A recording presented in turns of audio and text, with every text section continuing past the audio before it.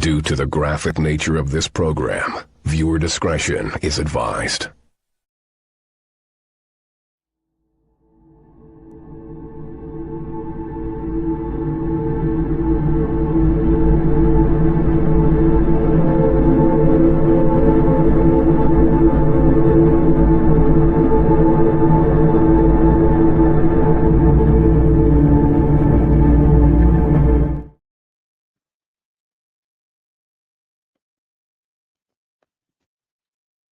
Welcome back, everybody, to the Open Door Policy Podcast. I am Sailor Boy Troy. As usual, we are having some technical difficulties, and we have a guest who's a little bit late. So we're just trying to make do with what we got.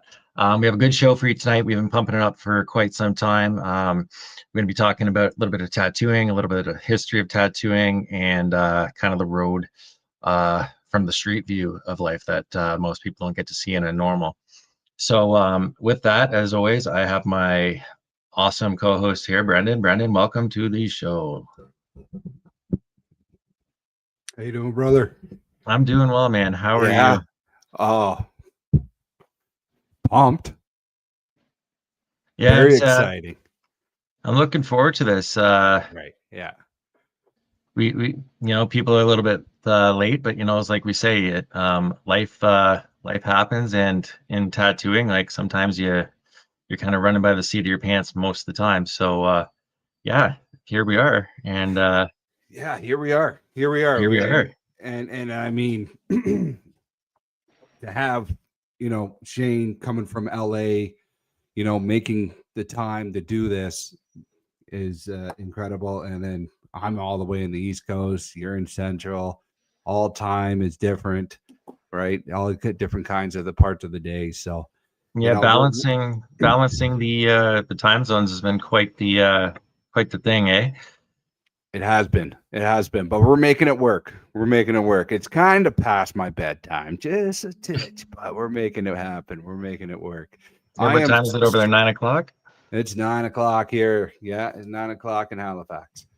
I am super excited about this. I've been pumped ever since we got the okay to have a conversation with Shane. Yeah, we've been talking for over a year, and just anyone I know in the tattoo industry who's kind of been online, like, knows who this cat is, and it's going to be definitely more known than I thought things would be. So it's kind of cool to see this all coming together for sure, my man. It's all coming together. It's been a great conversation throughout the week, getting to know Shane a little bit more. Just from my experiences from up until now, he's just been an open guy, like very friendly, very approachable. And, he probably runs this shop that way too. Yeah, definitely does. He reminds me of some of the tattooers I've worked with when I first started tattooing. Just very old school. Like, if you didn't have an apprenticeship, you know what you're talking about. Tell me about the machines. And he wrote the book on one of the books on tuning of tattoo machines and old school coil machines. And when I first started tattooing, that was it, man. Like, tattooing with a coil, there were guys who were loyal to the coil, as they would say, and then there were guys coming in the rotary stuff, and everyone thought that was never going to take off. And that here we are now. The coil is antiquated equipment, but it's more than just drawing pictures. Like, tattooing, when I first got into it, I already knew how to draw. Now I wanted to get into it. I wanted to know how a machine was built. I wanted to know how to tune a machine. I want to know how to build a pedal. Like, I wanted to know the craft and the trade, build needles, all of these things that are no longer into the field anymore. It's no longer a trade. Actually, it's become very a flooded market, a very flooded industry, and very saturated. And back when I started, I mean, you were around during those days when I first started, right? It was I think it was about 6 months before that Ink Master show even came out, and I was doing that out of my PMQ. And I don't care what anybody says, when you first start tattooing, like, you don't know if you're going to like it until you get a guinea pig to allow you to draw on them. And you just happen to be one of my guinea pigs. And it was quite an experience. And then from there, like, I kept going up until about a couple of years ago. I mean, it's not just the tattooing and the be able to build things that makes it. It's almost like at the end, when you start collecting people, and you start collecting the stories, and there are things where people wouldn't believe something happened if you didn't have a second witness to back it up, because the tattoo world is crazy. Like if they're going to know anything first, it's like a hairdresser salon, right? You know everybody's gossip, right? Because you're either their bartender or their hairdresser or their tattooer, right? And everybody's like ends up being somebody's psychologist down the line. So it's kind of cool to see that development over time. Yeah, definitely. And I would say probably even more that tattooing is because you're there for like 2-3 hours. Like right? You're like 20 minutes. So like you're having these conversations. You're becoming a deep thinker with all the stories that you hear and witness. And then on top of that, you probably live a pretty fucking awesome life. And awesome being the word of like, lived a weighted life. Not you, but like, some people have. So, all my tattoo buddies, anyone I've ever worked with, we've all said the same thing, right? It's kind of like nobody would, like I said earlier, like nobody would believe anything you say unless you almost have to have a thick skin to exist through it now, right? Like tattooers today, like you said, you're in the chair for 2 hours with somebody, and you should have some personality or a little bit of realism for you to be able to like interact with that bedside manner, that courtesy. But a lot of people nowadays, because they're so glued to their phone and they're socially awkward, because you imagine sitting down with a tattooer that doesn't say a word to you or has some like earbuds in, is like not even talking to you throughout the process. Like strange days, man. Very, very strange. Especially when it'd be different when coil machines were running, when everything be loud, there's no excuse to talk. But when it's quiet and you hear nothing and nobody's talking, those are the kind of shops that people aren't really feeling. They don't feel that vibe anymore. They don't feel that. You don't hear the noise. You don't hear all the banter and all the wildness. That people are just, it's stale. It's becoming stale, and that's why these old school tattooers, we need to learn from them, and because they're a dying breed, right? And the old way is definitely dying out for sure. But tattooing is never going to go away either. It's just evolving. So it's kind of take the good with the bad, and you almost have to evolve or die. But at the same time, right, don't get rid of traditional stuff, right? Because those old machines, like a lot of people, those machines hit a lot harder too, right? Than some of these coil machines that are coming out. They hit a lot harder. They pack a lot better. And again, it shows that you know what you're doing at the end of the day. If you're just picking up a pen out of a box and go time to tattoo, like cool, you did your setup and everything else, but you're not taking the time to actually make sure everything is running properly and functioning. You're not taking those things apart and greasing the cams or nothing. A lot of people aren't doing that kind of thing. So it's going to be interesting to hear the perspective from Shane, because he's still using coils. He's 61 years old tattooing, and it's like we say in the tattoo world, right? Tattooing doesn't find you, or you don't find tattooing, it finds you. And if you end up tattooing, you're tattooing until you're dead, right? Like there's no retirement plan at the end, right? And this guy's a living legend behind all of that stuff. He's still doing the job. He's still going to conventions, and I've met some interesting people in my life, but like he's met like some really, really famous people that we'll get to discuss a little bit later. But you never know who's going to come in the door, right? And you never know what the story is going to be. It could be a great story, or it could be close to a holdup, right? Like the tattoo world is very much different every day. It's not like sitting in a hairdresser salon waiting for someone to come in. Like you might just have Joe Blow down the street who stole a Cadillac converter and is trying to sell it hot to you within the shop. Like you never know what's coming through those doors, and it's wild to see that is still everywhere you go. Yeah, definitely. It's it's a colorful world. It's a colorful world, and with the technology, you see, I'm just a canvas. I'm not as technical I'm not a tradesman like you guys. You do the tattooing, but I'm sure with technology nowadays, just with like everything else, it's gotten simpler. Like it's not as automatic. It's more automatic opposed to manual. Like you have to reset the coils. You have to grease these up or whatnot. I'm not sure about the machinery, but do you hear me? Oh, I can hear you. I'm listening. Oh, okay. Yeah, so I'm sure it's a lot. It's like with technology and stuff like that. And you're completely right. Like, there's I haven't been in too many shops, but like the shops that I have been into have been more in that traditional mindset. Not so much more where the tattooer was just like, this is what they like to do. They like to do, like, they hate doing just, here's my picture on my phone or something like that. Like, can you stick this on me type of thing. They like to. Well, everything's it's slap and stick, literally now, right? Like Everything's like slap and stick, is it? Yeah. And well, like the way I look at it, like there's tools, like I like using Procreate, for instance. Like Procreate, we used to make fun of each other when I was when everything was changing. I used to like to draw by hand. I was kind of traditionalist that way, and then these technology came out, and I looked at it, it's like, you know what, that's actually going to be a lot better for stencil work, right? Like it's going to help you have cleaner lines, because the thing with the tattoo, like if the stencil's off by any means, like in the design, like it's going to translate onto the skin.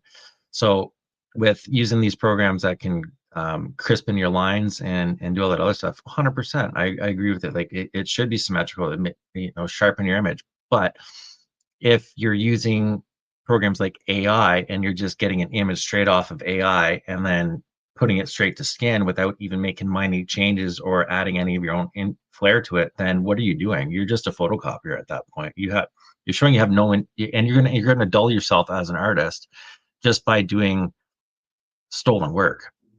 And who knows, with the way things are going now, with how copyrights work and everything, like somebody might have a tattoo on them and get sued for it because it wasn't their intellectual property. Like we're in such a strange transition. Yeah. And it's, we need Just to use these speaking things in as the tools. tattoo world, it's such a strange transition everywhere. But like, narrowing it down to that world, you're going to explain a lot more. I'm sure you and Shane are going to have a lot to talk about with all that tattoo, like the culture, the world, the way the technology is changing it, like the way like customers are coming in and what they are wanting these days. Yeah, like, what do you think about tattoos? Like, in a sense, right? Like, do you think of it in a? Do you think it's more? Do you think it's changed with like society? Do you think like it's more of a fad opposed It's to? almost cool to not have tattoos now. I've seen that a lot of people like they don't want to. It's almost like a rite of passage, whereas before it was inverted, where the tough guy had the tattoo, or the neck tattoo is for like the big biker dude. And now there's just some people out there who are just getting nothing but a neck tattoo with nothing else anywhere else, and you're just kind of looking at going, that's confusing. So it's a cultural shift too, right? Like when I was tattooing, people called me a prima donna for it, and I didn't care. But like for instance, if somebody wanted like a sparrow or a swallow tattoo like up here, Yeah. especially out west, I'd ask them like, oh, how many CDs did you get? And like, what do you mean? I'm like, well, that's 5,000 nautical miles. Like, have you sailed that? They're like, no. I'm like, well, I'm not doing that. I'm not going to do that for you. But I was a traditionalist at that point, right? Like I was like when I was tattooing with the Navy, like I knew all of the naval lore. I knew all of the rites of passage for what tattoos to get as a sailor. So I took it seriously back then, right? And a lot of people don't even take the time to learn the tattoo history and respect it and understand why a certain thing shouldn't be tattooed and the meaning behind it and so on and so forth. Right? There's so much history and lore to tattooing itself. I mean, the trade's been around for, I think the oldest dated body that was found was like 25,000 years old, and it had stick and poke tattoo on it, right? So like, Wow. this is one of the oldest trades out in the world outside of prostitution, and that's a known fact. So So gambling, prostitution, tattooing. Yeah, look at that. It's the gifts from the fallen angels, right? Like it's Gambling, prostitution, tattooing. Yeah. gambling, prostitution, tattooing. That's right. Yeah. But Wow. yeah, like Wow. there's just so much you can go into, and then you have all the different genres. Like I've been out of it for a couple years now, and someone was telling me there's a new style called sigilism. I can't even pronounce it, let alone spell it, and I don't even know how to describe it. And there's another form of tattooing now where they want the tattoos to look terrible. They're meant to look shitty. So it's kind of giving people who are just like starting out kind of a, hey, look, I'm really good at this style, right? Like it's such a crazy, crazy world that things are going, and people aren't getting apprenticeships anymore either, right? A lot of people are going, well, I went to fine art school, so I can tattoo, and rightfully so, but have the right attitude for it, right? But a lot of these older guys, they worked for it, right? Like I remember when I did a really quick apprenticeship. I think mine was done within a year and a half, and that's unheard of. But I did the grind between when we'd be at work and we had enough time off where I could go spend the rest of my time at the other place. Yeah, I remember and yeah. Right. I was never around. I was always out in Kentville, right? And but like in between that, like I was setting up stations, I was watching the other guys work, I was doing the sanitation, I was taking the needles out, I was changing out, like I was doing all the bitch work, and I still wasn't allowed to touch anything, right? Just observe and report, and then finish your drawings in your book, right? And then when I finally got to the point where I was allowed to tattoo, I had to build my own machine. So once I built my own machine, learned a couple times not to reverse the polarity and shock myself. Like once I figured out how to build stuff, I was able to tattoo. And shout out Jason Mahar for that, by the way. That was my mentor. And yeah, like I had a list of things to do before they would put their name to paper to say I was competent in tattooing, right? And I had to do portraiture. I had to do so many pieces of tribalism, traditional, right? I had to be well versed around the wall. And nowadays, people are just coming in off the street going, I want to be a tattooer and I'm only doing this style, without putting in the years, the effort, and the work to be able to say, I'm doing this style only. That's like something in your later years when you've earned the right to do that, right? And there's other people like where you want to be tattooing, like truly, is you want to be 3 months booked ahead, and actually 3 months booked ahead, not I'm working 2 days a week and none of that shit. Like you want to be booked every day, 3 months ahead. And ideally you want to be able to have your own private studio, and once you get to that point, you're going to have a clientele base that knows your work enough where they're going to let you draw whatever the hell you want. It's going to be your art. And that's where you want to be as an artist. You're doing your own art, not someone else's, not nothing on the internet. But I think those days are dying. And that's what's really getting scary behind it. I feel that. I feel that. And shout out. I remember those days. You were working in the hall and gone during the whenever time you had off, man. Like you were at that shop.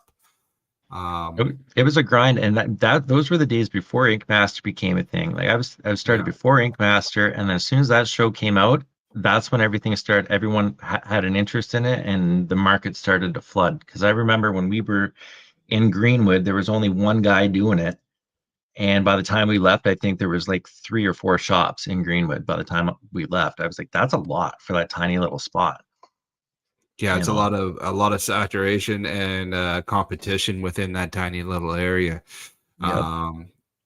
What you were saying about the apprenticeship, though, like, isn't that the way any good trade, like it's that's how I think of it. Like you can't just do fine art school and expect to be, but like they can now because of the technology. They can't. I'm not saying every single one of them is walking into the tattoo world and not knowing the actual trade. Like, yeah, no, there's rock stars.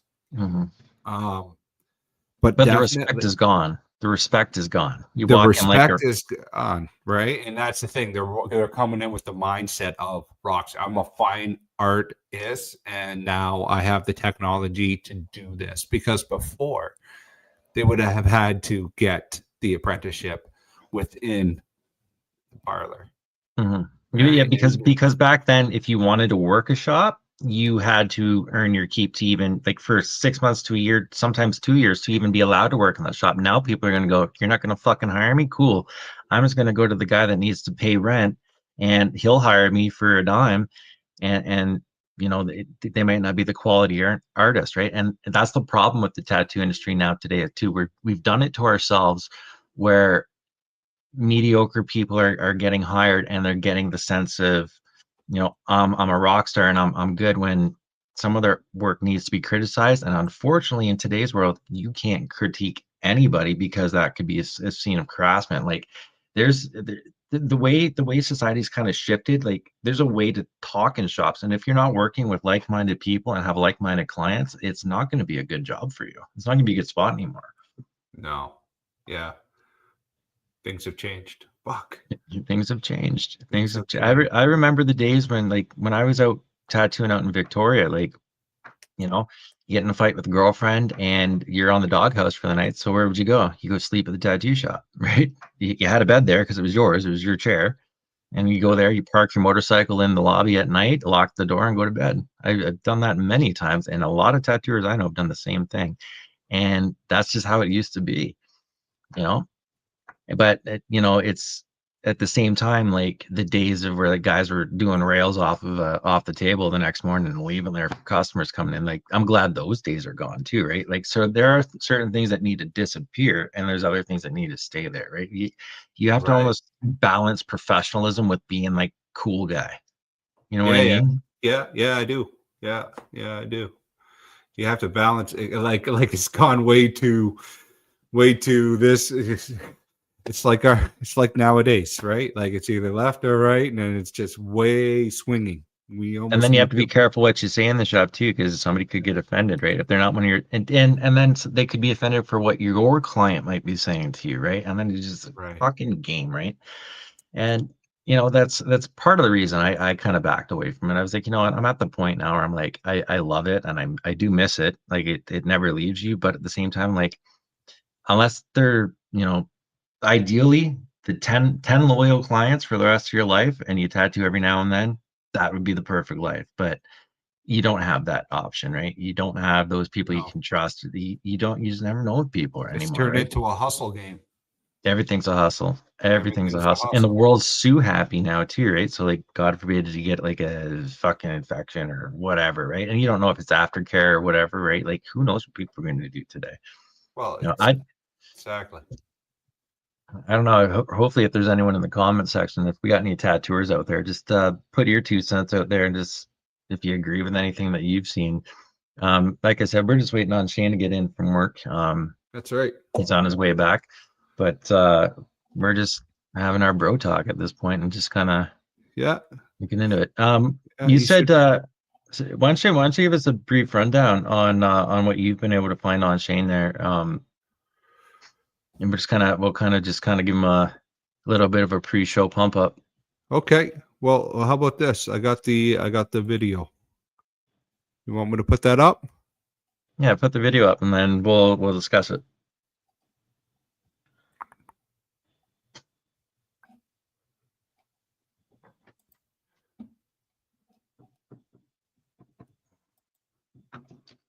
Sorry, everybody. I'm kind of doing 3 different things at once here. I'm playing Jamie right now as well, and Cat Wrangler.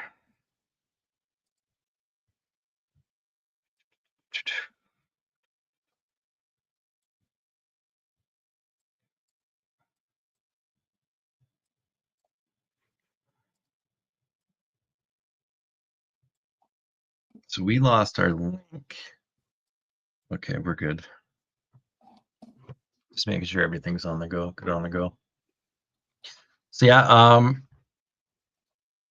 it was funny when all of this stuff was going down. I started this tattoo group on Instagram with me and a couple old shop guys that I used to work with, and Shane's reels started coming up like constantly, right? And they were, I remember watching them. I was like, just from similar shop experience I'd had, I was like, yeah, this guy gets it. Like this is right, yeah, 100%. And then I started listening to his music that he found, and I was like, wow, the music like talks about how the shop goes. I think it was called tattoo shop hooker blues or something like that. I'd have to, I'm sorry Shane for butchering that if you're watching, but yeah, we started listening to his music, and then we was like, hey, do you want to have a chat? And he joined this group, and like we talked to him like almost weekly, and it just kind of developed this just like a bunch of tattoo guys just hanging out. It was just so cool, realistic dude. And then we ended up getting to this to the point we're at now, and just digging into his history and as more surfaces, I'm like, holy shit, like I had no idea like the history behind any of this stuff. You know what? We'll just play the video and let it speak for itself. So I point it up in the fucking air and I tell all the tellers, put your money on the fucking counter right fucking now. We're all dying this fucking thing right now. Okay, different bank robbery stories. This one, you know, I robbed 29 of them. So let's just go with that. We're at number 15, 13, something like that. I used to take cabs to rob them. Sometimes I robbed them on buses, in cars. I did them all kinds of ways. This particular time, I call a cab. I got no money. I would rob banks, and I'm a dope fiend. So I would rob banks, get all this money. Sometimes I'd give it away downtown to other dope fiends, depending on how I felt, whatever. Or I'd just get a bunch of dope, go to a hotel, boom, boom, speedballs. I like coke and heroin. Anyway. So we get a cab. We go to this bank. The bank is on PCH. It's on the corner, but it's kind of at an angle. Is that only a segment of it, or is that all you had? That was only yeah. It was it. A segment. Yeah, I can get another one up. We'll talk about so that's the bank, or that's a little bit of a the earlier years of Shane. Did you see the belt buckle? Oh yeah, the San Quentin belt buckle. Yeah, San Quentin belt buckle. Yeah, Johnny Cash. That's hard, man. Having one of those belt buckles and you actually did time there, like that's literally your bones, making your bones, man. That's crazy. And to come out of there, like that's a terrible fucking jail to go to. I've heard the horror stories. But not somewhere I'd want to go. No, not at all. Yeah, and what? Late 80s, 90s? Late 80s, 90s, yeah, when everything was like hot and heavy, like the punk scene and everything. Yeah. He said 29, eh? I didn't know it was that high. I thought it was like somewhere in the ballpark of like 13 or so, which is high enough, but 29. This is gonna be wild. Like I don't really want to tell the story without him coming from his mouth, man. Like it's just the more we've had these discussions, the more it's been wild. Yeah, it's really not a story that like it only comes from him. It's his life experience, and you know, we'll leave it up to what he wants to go with. But like afterwards, what he turned his life afterwards, right? Like that's a pretty early childhood. Like he's been on the streets since he was like I believe 13. He's been on the streets. He's been a street kid, and like, you know, no options but to try to blend in the Dogtown LA punk scene. Could you imagine living in those times during the times of Dogtown, skateboarding, surfing, when everything was just like like that was living, man. Yeah, I'm jealous of that stuff, man. Yeah, so he's lived like his earlier years. He's had a life. And then he just kind of flipped it around, you know, like he made an option, he made a choice, I guess, right? Like he made a like recovery and move forward and whatnot. He's a musician, and you know his art, right? His art's pretty good stuff. So, well, that's one of the reasons how we connected was like obviously through the art scene, and we ended up trading some art, and I just asked him, I was like, hey, I'm bored, man. Like, tell me, I need to practice painting some flash. Like, give me a flash thing to paint, and I'll send it to you. And he's like, oh, hot stuff on a rocket ship, hot stuff doing this, hot stuff doing that, and hot stuff's the little devil from like the 1950s. And like it's just one of those like iconic pieces of flash. So like I ended up painting it up for him and sent it to him. With a couple patches from the military, thinking nothing of it. And like here he is, like on a couple of his, you know, next clips and streams, like he's wearing like the ship's crest and everything that I sent him. He's got the art behind him. I was like, this is cool, man. It's just like, he'll put your stuff up, he'll accept it. He's just a really like the fact that I was able to get somebody like we don't have a high viewership count. I think we don't even have 100 viewers right now or subscribers, and this guy had like, I think he was close to 16,000 subscribers on his third account. right? That had been new. Like this is his third account that's been nuked, right? But he's had this following for a long time. So I'm like, you never think somebody's got 15,000 subscribers, like, are they going to see my comment in the messages? And you never think to hear back. And sure as shit, like I heard back from this guy within a day or two. Yeah, he's authentic, man. He's a real person, right? I mean, he's a real guy. He's a real guy. Lived. Yeah, We know a lot of guys. We know a lot of guys who've been in the same boats, who've been floating throughout life, right? I mean, it's not just through tattooing. Like some people are in the military and they're just floating by, right? And they still haven't figured it out. You and I have mutual friends who are just kind of floating through and just kind of trying to figure it out as they go. And some people figure things out later in life, and some people figure things out earlier in life, right? Like I think when Shane was saying to me, he was saying around 30 is when everything kind of made the big change for him, right? And I was like, that's funny, right? Because like in some of the old 30, right? Like when the midlife crisis starts to kick in, or in Gnosticism, that's when they say like you're Christed or become enlightened and start to think a little bit. Like I like to say when you're matured, right? And that's kind of, it's funny how around the same, once you figure it out, if you figure it out around this time frame, things always seem to be on an upward swing, right? It's just all your bullshit, you've got it all out of your system. Now it's time to, you've experienced it and the person's been built at that point, if that makes any sense. Yeah, that makes sense. Yeah. So that's when he started experiencing his shift. Yeah, he said around his 30s, yeah. So in the last 10 years or 30 years, 31 years, his life has been like the second life, like living his rebirth. Living the second half a better way than the first. Like it's almost kind of like it's poetic, right? It just kind of full circles itself. It is. And that's why he's like, he's one of the realest persons on this planet, and he's going to be a great conversation, and very, very grateful to like have that guy come and sit and give us his presence for a few, and hear some stories and talk about like the tattoo world. What I'm interested to hear is like, I want to hear similar stories. I want to see how common some of the crazy shit that I've seen in tattooing, I want to see how common it really is, because like some of my buddies who are watching this right now, they know some of the stories I'm going to be sharing because they were sitting right next to me when it was happening, right? Like, oh, here comes the meat man. He hawked a bunch of food out of the grocery store, and now he's trying to sell it on the side of the road. Like, these are the crazy stories you hear, and that's what I like about it, because it's like me and my buddy Mike. We used to always say we used to tell each other to write a book, right? And we'd argue. He'd be like, "Oh, you should write a book. You were in the military." I'm like, "Dude, I've worked with you in the tattoo shop for 6 months, and your life has been this way for years. Like, you got more stories than I do just from the interactions that you have."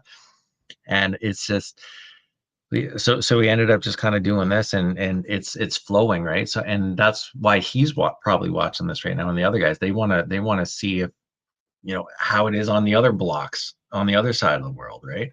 Well, let's focus on that. Yeah. Like I tattooed, when I tattooed, I started in Greenwood, and I ended up getting posted out west. So I was tattooing on the West Coast, like one of the hardest place to tattoo, where like, if you want to talk pretentious, like that's where it was. Like if you weren't established in tattooing, like they were going to critique the slightest like movement in your lines or stuff, right? It was very, but at the same time, it was a tourist location too, right? So like they did everything right, where you'd have the old tattoo shops with the red posts and the gold signs and neon and shit. Like it was a gimmick, to go there and be touristy. So you had to kind of push yourself, which was nice. But at the same time, like there was a lot of blading between the shops, which is another thing that's kind of, it gets old really quick, right? But then when I left there and I went back to Trenton, tattooing out that way, where it was a little bit more low key and nicer environment, I found it was easier to build a client base a little bit more, instead of just having the walk-in traffic and everything. And and then after that, I came back down here, and tattooing down here was like tattooing like back out in Kentville, right? I just met the right people to tattoo under. Everyone I worked with would give you the shirt off their back. One of my buddies, Mike, he's huge. He's he looks like an actual giant, right? Like he's like almost like, I don't know, I think he's like 6'4" or something, maybe bigger, size of a fridge, right? But he's the nicest fucking dude, right? And like this is the guy that, you know, we tattooed together for years. And we had other guys that were coming. Like I worked with guys who you find out a couple of years, like, a little bit down the road, like they did time, and then you go, oh, what'd you do time for? And the guy's like, oh, I did 10 years for murder. I'm like, oh, that's cool. You know, I've worked with, I can tell that story 3 times in 3 different shops. I've worked with people in that same situation. And of course, you're like, are for real? And then they'll come out and they'll trade like the news article on it. You're like, oh, all right, well, cool.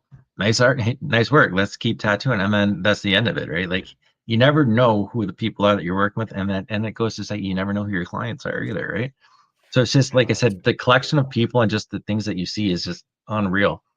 Like even when you came into the shops, right? Like you've been around Canada, like you've seen the difference in what an East Coast shop versus a West Coast shop is, right? Like so Yeah.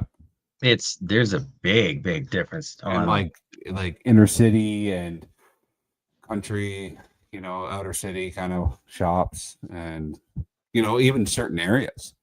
I would think, like, you know, if you were down in like where you're at, like that southern Florida of Ontario, those shops would have a certain personality. Well, we're a border city, right? So everything's like blue collar down this way, right? So like tattooers are like very blue collar. Yeah. Yeah. And then if you go to a shop that's like in I don't know, Victoria or something like that, right? A little bougie. Yeah. Those, you know, bougie kind of shops, right? It's just trying to appeal into the well, it doesn't feel like you're going into a tattoo shop, right? Like when you walk into a place and it's sterile and it's got flowers and like neon lights and there's like no art on the walls or just like very obscure paintings every now and then, like people don't want to go to a spa. Part of the experience is going into the shop and seeing the shit on the wall, and maybe there's something you might want to pick off of the wall. Like that's what it's always been about. And you know, you don't want to go to one of those sterile shops that's just trendy and feels like a doctor's office. I mean, and now I think a tattoo shop should be clean like a doctor's office, but it shouldn't feel like one. You know what I mean? There's kind of like that line. Yeah, 100%. Well said. Well said. Yeah. We don't recommend anybody getting tattoos in the dirt. Well, I mean, if you want, go for it. Oh, okay. Hold on a second here. Oh, are we down a count? I'm just double checking my emails here. I have no word on the moment, unfortunately. But he said he'd be late, so I would just update everybody that we're still waiting on Shane. Shane's just finishing up his work. Again, we're on 3 different time zones across this wonderful fucking North America. Yeah, it's only turning to be 6 o'clock out his way right now. So like it's 6 o'clock his way. It's almost 9 here, and it's going on 10 your time, right? So like you guys understand, like it's like chasing cats doing schedules. So. But, you know, it's very kind and awesome that Shane's going to be giving us his presence and having a conversation that we can have. And you know, just like what Troy was saying, like we'll steer this into an awesome, you know, like show where we can talk about stories that we've had in well, not myself because I've never worked in the tattoo shop, but like between Sailor Boy and Shane, to have that conversation and bring up some good old stories. And anybody in the comment section, if you guys want to make some comments, you know, add to the story, you know, write down your own story that you experienced, or just say, yes, I've seen this before. You know, like this is something similar that I've heard. We were just chatting about like how, you know, the tattooing world has turned into just like anything else in this current environment that we live in, very saturated. Tattooing used to be something that was like, it was like, you know, way before sacred, and then bringing that up and where it's at right now, it's turned into something that's just stick and prick. So with all that being said, sorry, Troy, my headphones are just buzzing here. Is that going on audio? Or are we good? No, we're good on this side. Okay, Your sorry. phone Yeah. could be too close. Your phone might be too close. Oh, that probably makes sense. But Okay. you know what? Let's talk about Greenwood. Like that's when I start. Let's just talk about my history. Like you're a big part of Yeah. it. Like I think how many tattoos did I give you over time? Oh, 5? buddy, You're 5. buddy. Yeah. You inked me up good, didn't you? Yeah, I know. But we were starting off with bangers back in those days, right? Because we were like, well, Yeah. I didn't have a clue what I was doing. And honestly, like I'll full disclosure, like I didn't have a clue what I was doing, right? Like the internet didn't have a lot of information out there and there was a lot of gatekeeping back in the day. So like it was a lot of buy your kit. I'll fully admit I bought a kit on the internet and was a scratcher. I was a kitchen magician. There you got me. But everybody who's ever tattooed has been one at least once because you need to tattoo to find out if you can even do it. So yeah, like even now, on like YouTube. even now, everything's so easy, right? Like you just go on Amazon and like I could be a tattooer. I could like buy it all. Like back then, like when you started out, and correct me if I'm wrong, I know for sure the internet wasn't like it is today. Like it was a little bit more. You had to take your time. And I don't know how you got your machines, but Amazon wasn't at its best. It didn't have all the products. Well, I used to order it from China. We used to order it from Light in the Box online, and it become like within 2 weeks, and that was like when shipping was quick, right? And everyone's like, "Oh, this is great. This is awesome." Right, And right. But now it's just like everybody now is able to buy It's something. Amazon. Yeah, Amazon. it's just Amazon. Like you had to have like a sense of a direction on that path to get into the tattoo world, right? Like you had to navigate the internet, find the website, get on that website, do it. Nowadays, you just go on Amazon, and then or if you got lucky to know where the local tattoo shops were, maybe, or suppliers were, because the suppliers didn't have a big imprint on the internet back then until like tattoo supply became an actual industry, right? Like a lot of the times you'd buy stuff out of an old tattoo shop where a guy would just make needles for a living, right? Like it's come such a long way. Yeah, a lot has changed. So it's gonna be wild. Like when I got my first when you gave me my first awesome scar.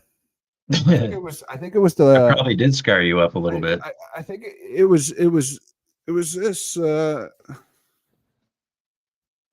Yeah, it was my 3-leaf clover. Yeah, it was that little thing right there. Yeah, you nicked that. No, the old shamrock. The old shamrock. You did a great job, though. Like you did a great job on it. I still love it. It was. You know why I like it, Troy? Though it was a moment in our lives. In that moment, right when you had like your little, your shop, and you were like, I think it's sterile. Like, yeah. I wish you luck, kid. Good luck. Yep. Yeah. Good luck. We had the benefit of going to the fire hall and being able to get medical supplies, right? Like, that's why I saved a lot of my stuff. I was always stocked up on gloves. Always had gloves. Stocked up on the great stuff. I always had sterile water. I had all this crazy shit. But like back then when you were doing needle bar stuff, like you had to do autoclave, you had to do spore testing, like all of the things that don't get done anymore today. And like I'll give an example of how crazy it is today. Like back then you would have to do a spore testing kit, and that'd be like just for cleanliness. And then you would have to, if you were building needles, you would have to make your needles, do your soldering, and then sterilize that, and then bag it and put that away and tag it. And it was an industry. Like a lot back in the day when it was a trade, like guys would tattoo for almost 5 days a week and then take like a day off, and that'd be either their drawing day or their day where they'd make needles for the following week, right? Like it used to be, that's how it used to be. Right. And like it's crazy how the standards have changed now. Like the health board will make a big deal over, how far away the how far away like a sink will be, but you know, they won't even bother with like the spore testing in certain, like the jurisdictions of the health board are different. Like there's a place here in Chatham where there's a health director on either side of the bridge. It's a different jurisdiction at the bridge, right? So like tattoos on one side of the bridge have a different standard than a tattoo shop on the other side. And so it makes confusion, right? Because unfortunately there is no technical industry standard. It's just like be clean, don't be a dick. Okay, yeah. You know what I mean?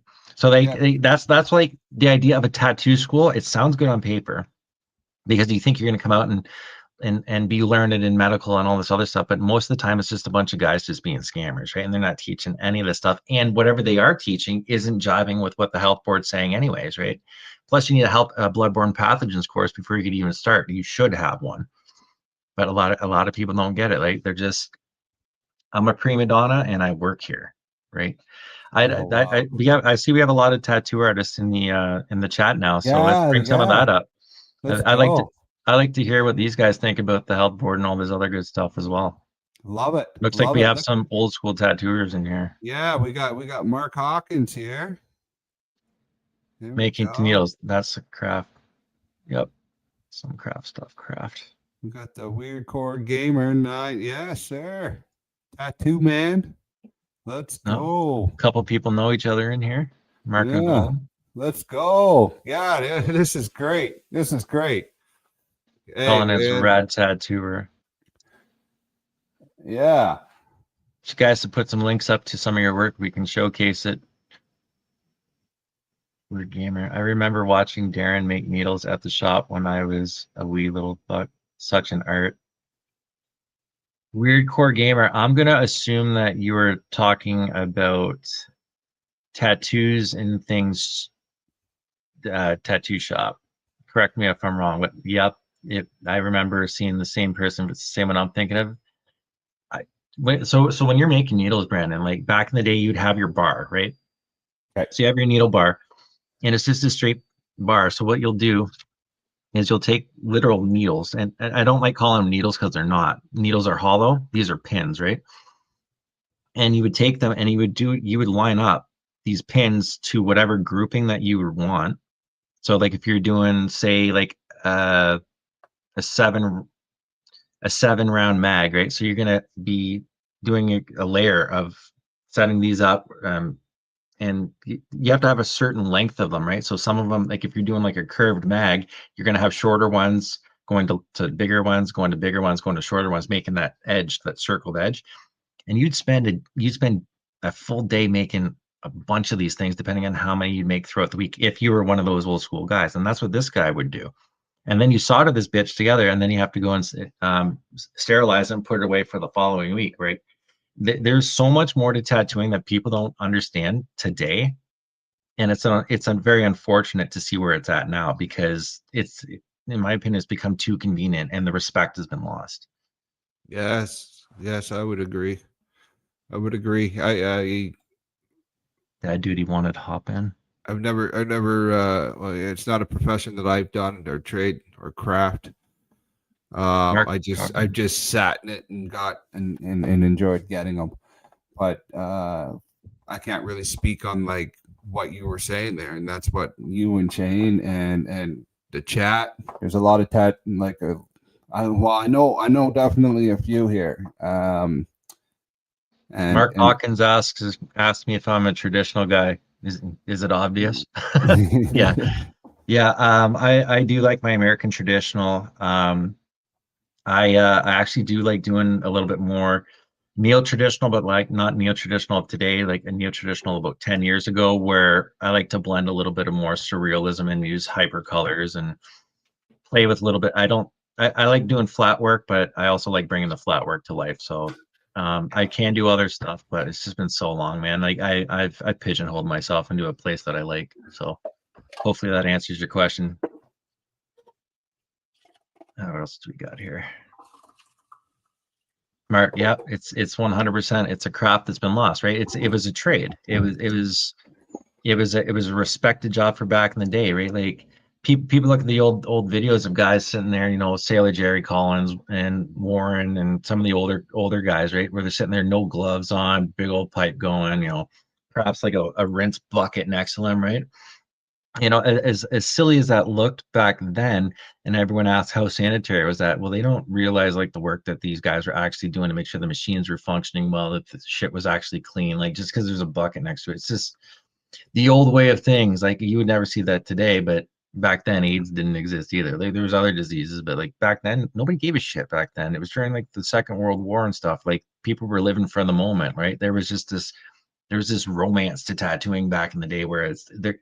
Now it's just like I want to fit in and just be another person. It's very sad how what's happened. Everything's become very watered down. I agree. It's sad that these kids just pick up a pen. 100%. 100%. Just Is that a thing now? Like pen tattooing? Like is that like or the machines are turning into? well, I'll give you an example. Just give me a second here. Hold on. Okay. Wow.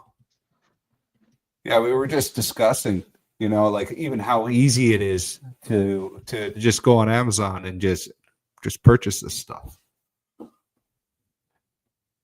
Yeah.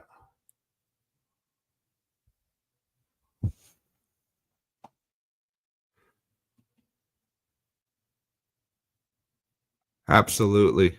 Absolutely. Got to hold the line. Yeah, Troy was just saying that, you know, the fact that there's like an apprentice program that's been pretty much, I guess, not happening anymore. Wow.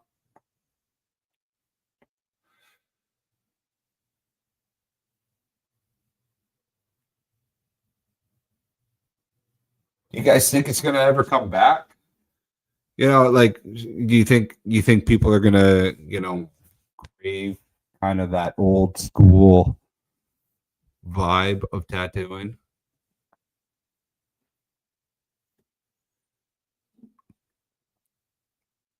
You need to trim the fat, too many tattooers. Absolutely. Yeah. It's definitely saturated. There's a lot going on with all that. People coming out of like, you know, fine arts school. And then, or there's actually schools to become a tattooer. That's what Troy was saying. You can go to school to become a tattooer. Used to be a whole bunch of yeah, he's gone to get the pen machine. This is awesome. Sorry about that. I'm back. Yeah, no, I was just you were saying there about the pen machines and stuff. Like so Troy disappeared. I did. I apologize. So like this was the last machine that I ever bought. He owns it. Yeah, I know. Let's I do know. it. But you know what? I worked in the shop that nobody wanted to hear coils. I had to give it up, or otherwise I had to leave, right? And unfortunately, it is what it was, right? So like this is the last machine that I used. Probably tattooed with it 4 times. It's nice. It's thick. It does run like a pen. I can see where the desire is, but it doesn't feel traditional to me. Like this is as loud as it is. Like I'll turn it on for you and you won't even hear the damn thing. It looks like a sex toy, man. It does. They all do. They look like, especially when people get the pink ones. My God, they look like What dildos. the fuck is that? Yeah, I could. Yeah, so you can't even really hear it, I right? think you're just holding that for like 6 hours. But like this is what I started with. Like this was my last coil machine, right? It's a national. Yeah, that's what you want. That's cool. And this thing worked great until I reversed the polarity on it and then I fried it, right? So I never rewound the coils on it, but like that's what you'd have to do is replace the coils, make sure all of your little pieces of plastic were in there. Like if you didn't do that, you get a shock, right? Like this is what I started with, right? And then I've never had a tattoo. I've never had a tattoo with that pen thing. Never. This right here, okay, this is 100 and change. I think there may be $200 now. Wow. This was a $500 machine back in the day. This is a Mickey Sharps, And this was, everybody wanted to have one, right? Because they were, the pinnacle of the door knocker tattoo, or the doorbell tattoos, right? I found it fine as a shader, but I like using them as packers, man. Like, packers are where it's at for me, anyways. I'm sure there's going to be people in the comments disagreeing with me, but I'm still loyal to the coil. If I can go back to do it, I would definitely go back to this. I don't care that it's more tedious to do a setup with tubes and needles. It, for me, again, like, it was just getting into it. This was a big part of it, was learning the trade. I remember tattooing. If we weren't drawing between tattoos, we were tinkering, and I used to make shit like this. Like, I didn't make this one, but it's foot pedal, right? And you just get scrap pieces of stuff. I used to make these out of rat traps. I used to make the old rat trap ones where you just literally put a nice piece of painting on it, put some copper on it, complete the circuit, and you'd have this funky looking rat trap that worked awesomely, right? It always kept you thinking, right? It always kept you wanting to learn more about the trade, or what else can I do, not just with the artwork, but with the machinery that you could create too. That's just, I'm a romantic when it comes to that, anyways. If I put you in the woods, put me in the woods, 100%. With me, and I said I need a tattoo, could you rig up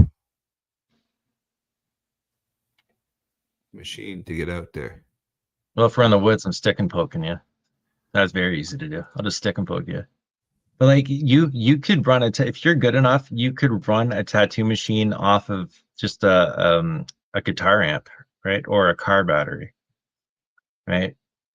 You just it's just the what's it called? The power supply is just an inverter, right? So that just changes the voltage. It brings the voltage down to a usable state. So you can just hook something up to a battery and do the same if you really knew what you were doing. If you knew what you're doing. Yeah.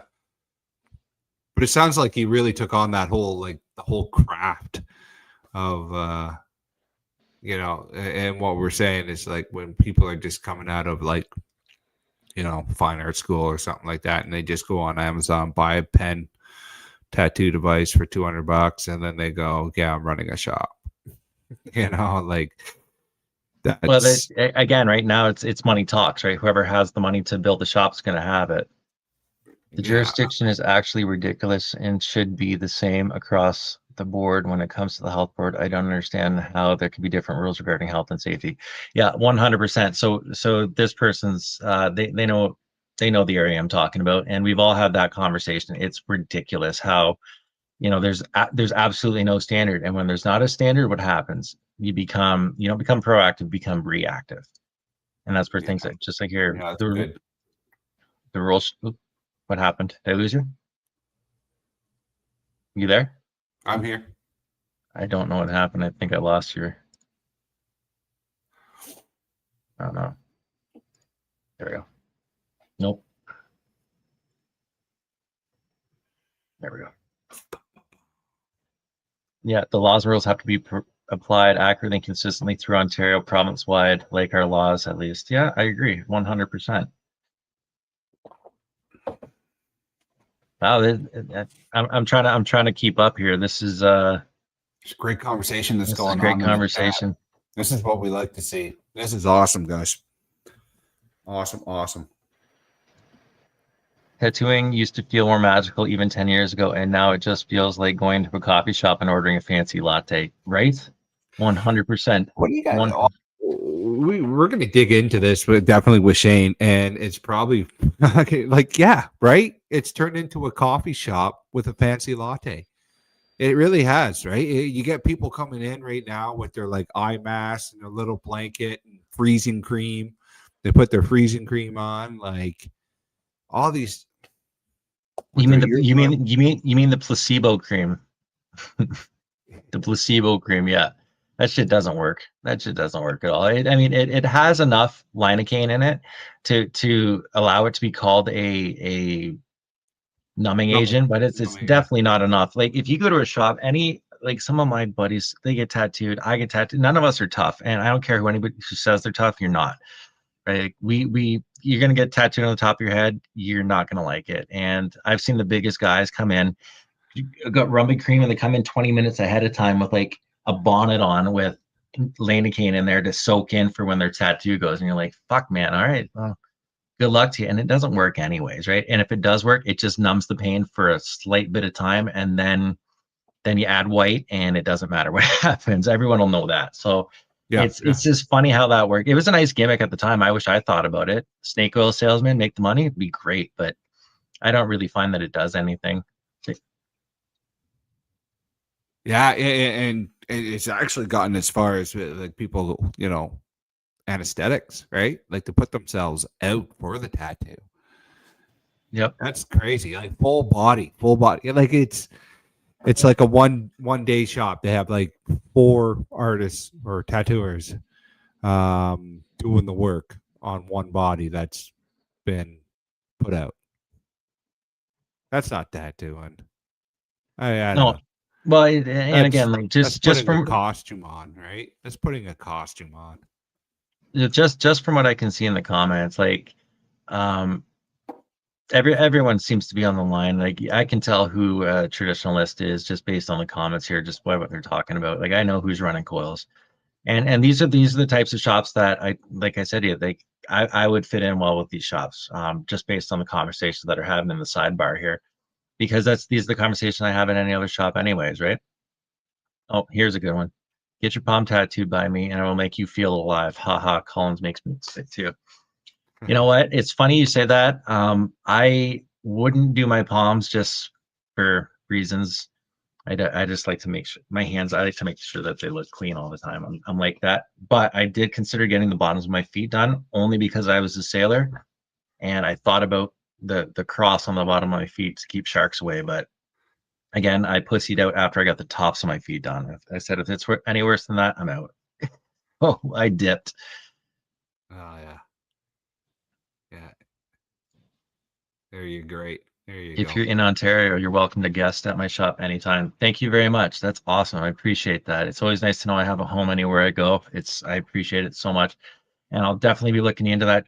Send us a message in the DMs, and we'll be talking. Right on. I'm just gonna take a minute. Do you want to go have a smoke or something? I was just gonna go see what was going on with Shane. Okay. Try to give him a call.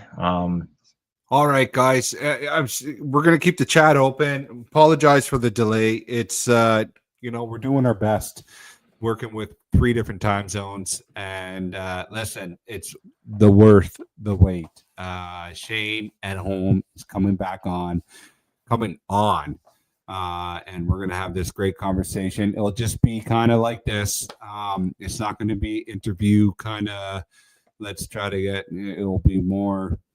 Let's have a conversation, because that's what we do at Open Door Policy. Oh, good boys. Will be worth the wait for Shane. You have no idea how worth it is. I was having a great conversation with him earlier this morning, just getting this all set up. And I think we talked for almost an hour and a half. I thought we were getting there with doing our own little podcast for a second there. So it was fucking cool, man. So yeah, I'm very excited to see what's going on. If you guys don't mind, I'm just gonna just take a step back. Feel free to keep the discussion going in the comments. I'm gonna go make a phone call to see what's going on, and yeah, I put something up, but unfortunately, I am on my my 3rd content strike, and I've been fighting with them about content strikes for fair use because of the intro music that we have. I'm happy I'm retired, right? I'm glad I'm not trying to make money off this, because I probably blow my brains out. Like the rules are just crazy. I'm sure we'll get into more of that in a little bit, but yeah, guys, again, I do appreciate your patience. This has been the most viewership we've had in, I think, live since we started doing this show. So it's great to see that these conversations are happening in the sidebar. It makes it worth it for us. It makes us feel like we're doing something and getting something out there for you guys. So yeah, just bear with me.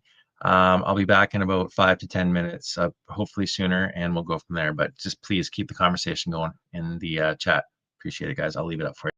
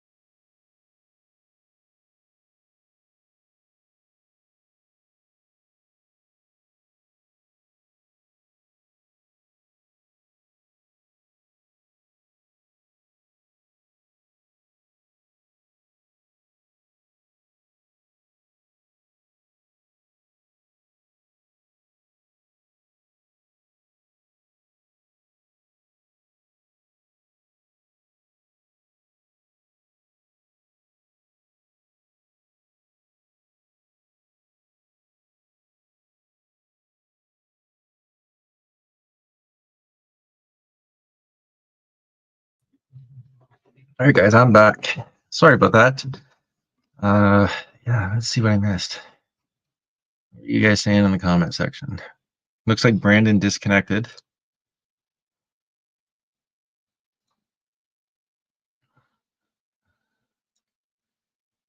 Yeah, so I'm gonna try calling Shane one more time. To see you guys. Don't think I'm full of it.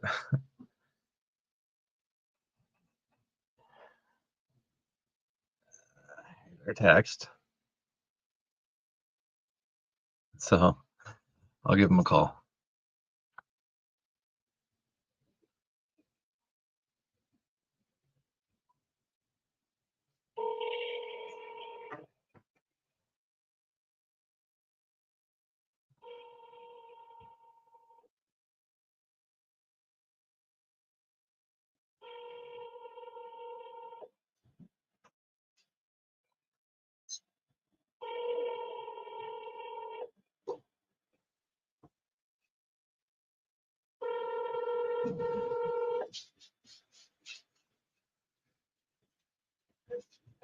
Shane's phone. Leave your name and number, and I'll get back to you as soon as I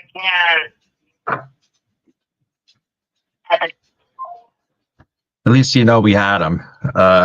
We're just going to wait him out for a little bit more. And Brandon seems to be having technical difficulties himself. So I will entertain the peanut gallery and answer some of your questions. Let's have some conversations. Let's see. You guys are very active in here, and I'm loving it. So let's see. Why don't you guys ask me some questions? What do you want to know? I definitely am not a big deal in tattooing. I'm just a guy who's been tattooing for 13 years. Never tried to make it big. This was a side hustle for me, and it was just honestly for me to start. What pushed me into tattooing? I had painted probably the biggest painting I'd painted at the time. I think it was 4x3, so it was a pretty large rectangular painting, and it was this big scene, big fire scene with trucks, fine detail. I was painting with acrylics and mixing with oils back then, and so I painted that, and shortly thereafter I actually painted Brandon. You can ask him when he comes on about I painted the sorry guys, I can't even remember the name of the painting. I'm terrible at it. The Da Vinci, or the hand of Adam touching God's, but I did it with Brandon in place of Adam, with him and his dog, handing him a beer. And I actually had that presented to him by our base, or by our unit commander, the fire chief. He got all pussered up, put his DEUs on, and he called Brendan over like he was getting a medal. And Brendan, Corporal Howe, we have this great thing. You've been doing a great job here. We present you this. And that was this painting of him in the pose of Adam with his dog, and it was the greatest thing. We did it in front of the whole crew. So yeah, like after that, that's our background with how our friendship was. He was my partner, for those of you who don't know. Anyways, so Brendan and I decided after that, I was like, well, I think I've peaked. I need something different, right? I need to pursue a little bit something harder in art. And then I just said, well, you know what, I'll start tattooing. And then after that, I loved it. And it wasn't just the artwork. And like I said, even the machine building, it was, once I got enough years behind myself, it was all about the networking and the people building and the collecting of souls, so to speak. Oh, Brendan has returned. Brendan, welcome back to the show. How are you, my man?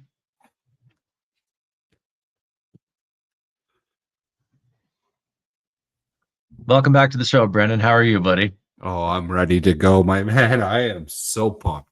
I am charged, hydrated. It's almost 12.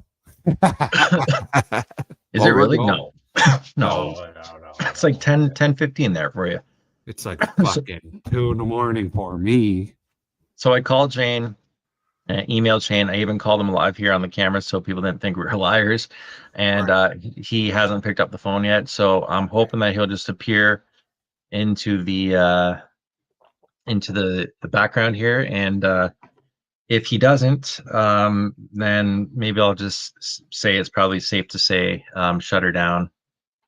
within 40 minutes if he doesn't arrive. Oh, whoa, hold on. Just got a response. Yo, I'm still stuck in traffic. It's the day before Thanksgiving in LA. Fucking LA traffic around. Yeah, we didn't even account for LA traffic. That's fuck. Yeah, okay. Yeah, I feel bad for him now. He says it may be 40 minutes. I'm not it may be 40 minutes. I'm not trying to fuck you up, but this day has been shit. Yeah, I totally get it, man. Get it? Totally, Yeah, totally get it. Get it. You know what? I'm just gonna tell him to. I'm gonna send him the link and tell him to participate in the comment section. We'll see that. Totally get it. We started early. well, he is driving, Troy. Yeah, but he can listen. He can listen. He can definitely listen. Yeah, Totally get it. We started early. Feel free to listen. yeah. Well, listen. Exactly, Mark. Exactly, buddy. Like, I got nowhere to go, and I have zero plans tomorrow. So, you know, if Shane's down, I'm down, and I got the latest time here, so good to go. Hey, I'm only looking out for you, my friend. I know that I am good to go to have, buddy. We've been planning this. Well, we got Shane. You know, he wanted to come on, so yeah, we're lucky to have that time, and yeah, there's no rush, man. I'm excited to have this conversation and to sit there. Well, you know what? This is actually good for us because I've noticed in a lot of podcasts, like they normally wait till the end, but this gives us a good time to have a conversation with the audience we're building right now. So I have no problem. Let's like I said, let's talk to these. Let's talk to the audience. Like I was just telling them how I got into tattooing, but you know what? Here's the thing for you guys. I was thinking about Flash, and instead of like the AI Flash, you know, I know every one of you tattooers out there has an occult book somewhere in your library, and or know a girl that has one. So here's what I'm gonna challenge you to do. So me and my buddy Mike, we used to do this all the time, and it was good for stimulation when we were having our down days or we were having our uninspired days, and we would have like our weekly Flash challenges. Like, here's 3 things, make them into one, and see what you come up with. And we would draw flash sheets, and it kept our edge sharp. So what I'm going to challenge you guys to do is I have a specific book right here. This one's just the Lesser Keys of Solomon. So anyone who's into that stuff with the 72 demons or angels and demons, here's fun for you. Take the description of how these old books describe these figures and try to turn it into your own type of flash. So for instance, let me just find a good one here, because these are wild, and this is how we used to get inspired ourselves. This is how I still draw anyways. Where are we here? Here, I'll go with one that most people know. So Baal or Baal, right? These are the ones that you're hearing more and more in the mainstream with all the ritual magic and the conspiracy stuff. So this would be Baal or Moloch. He maketh thee go invisible. He ruled over 66 legions of infernal spirits. He appears in diverse shapes, sometimes like a cat, sometimes like a toad, and sometimes like a man. Sometimes all of these forms at once. He spoke hoarsely, and this character to which is used to be worn as a layman before him, blah blah blah. Okay, so whatever. You guys got the understanding. So take some of these old occult books and try to make fun with your flash and get inspired, right? So like the dude looked like a cat and a toad and a man all made into one. Have fun with that. See where it goes. You can find all that types of stuff in here too. Like any type of way to inspire yourself to draw, like I'm all for it. That's what I do. I think even with you, Brendan, when we were talking about paintings the other day, I sent you some of that Gnosticism, and you're like, I don't want to listen to Gnosticism. Like, look at the paintings, and the paintings like were awesome, and they went with it, and it developed that new style as things were progressing. Yeah, it's I think more, if not most of the challenge for me anyways, is like finding that inspiration. Like I hate doing anything kind of realism. Like I think it's a really cool skill, and I'm talking painting wise, but realism is like a fantastic skill. It's technical. But It's just technical lighting. But for me, I what I'm looking at is just just take a picture. Like I like to look at any sort of painting, like something like I don't know, an anvil Yes, there hanging. is. There is. Yeah, No, yeah, right. Like an anvil just hanging from a tree branch, and then it's like you're looking at that and you're going, "What does that mean?" Well, Like that's that kind. that's surrealism. Surrealism's like it captures that subconscious in the dreamlike state, and it invokes that emotion, Right. right? So I don't know. Like you're very much way more educated in like terminologies and like all the different kinds of art. I do you have an art degree? Like you should. You No, honestly man. should. You should probably have like many degrees, to be No, honest with man. you. I have a grade 10. I have a grade 10 art class, and I went to Paris once because I was decent. Like I have no formal training. I look at things that intrigue me, right? Like we've had this discussion before, like with psychedelics and stuff, and a lot of you tattooers might agree with this one. Oh, thank you, Doobie Snacks. So like with psychedelics and stuff, if you've ever done them, you could look at Salvador Dali and go, yeah, he gets it. Like he's been to the same place. Or you can look at Picasso. Like all of you'll be able to know which artists came from that way of thinking due to certain things, right? Or certain even emotions, right? Like that's for how these things develop. Like you had said, like Renaissance paintings with like realism and lighting. It's awesome. It's technical. I could never do it in my life, No, but me either, it yeah. is very specified. And again, like you said, just take a picture, right? It's not inferring shit. Like some of the most famous artists in the world were not realistic painters outside of like the known brands, right? Like if you look at guys like Van Gogh and you look at Dali, and like all of that is surrealism or impressionism. Monet was blind when he was painting.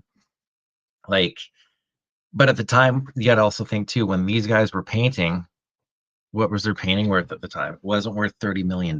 Like you always end up dying at the end poorer, but if your legacy lives on, that's what matters. Someone else is going to get rich off your legacy. That's where we're at. But unfortunately, and Shane was saying this to me earlier today, and we're going to talk about this tonight because he said he wanted to talk about the dumbing down of society and the watering down of things.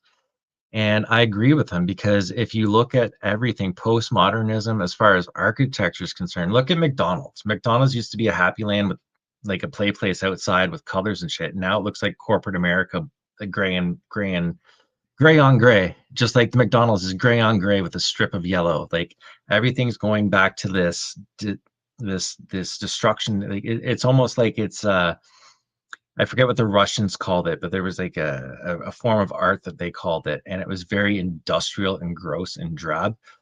And if we look at society or philosophy or psychology alone, the reason of doing that is it's like the frog in the pot is slowly boiling you down where you don't realize it. Like there's a prime example of it. Google used to be yellow. Right? The Google background used to be yellow, and slowly over time, day by day, they changed it one shade lighter until it hit white.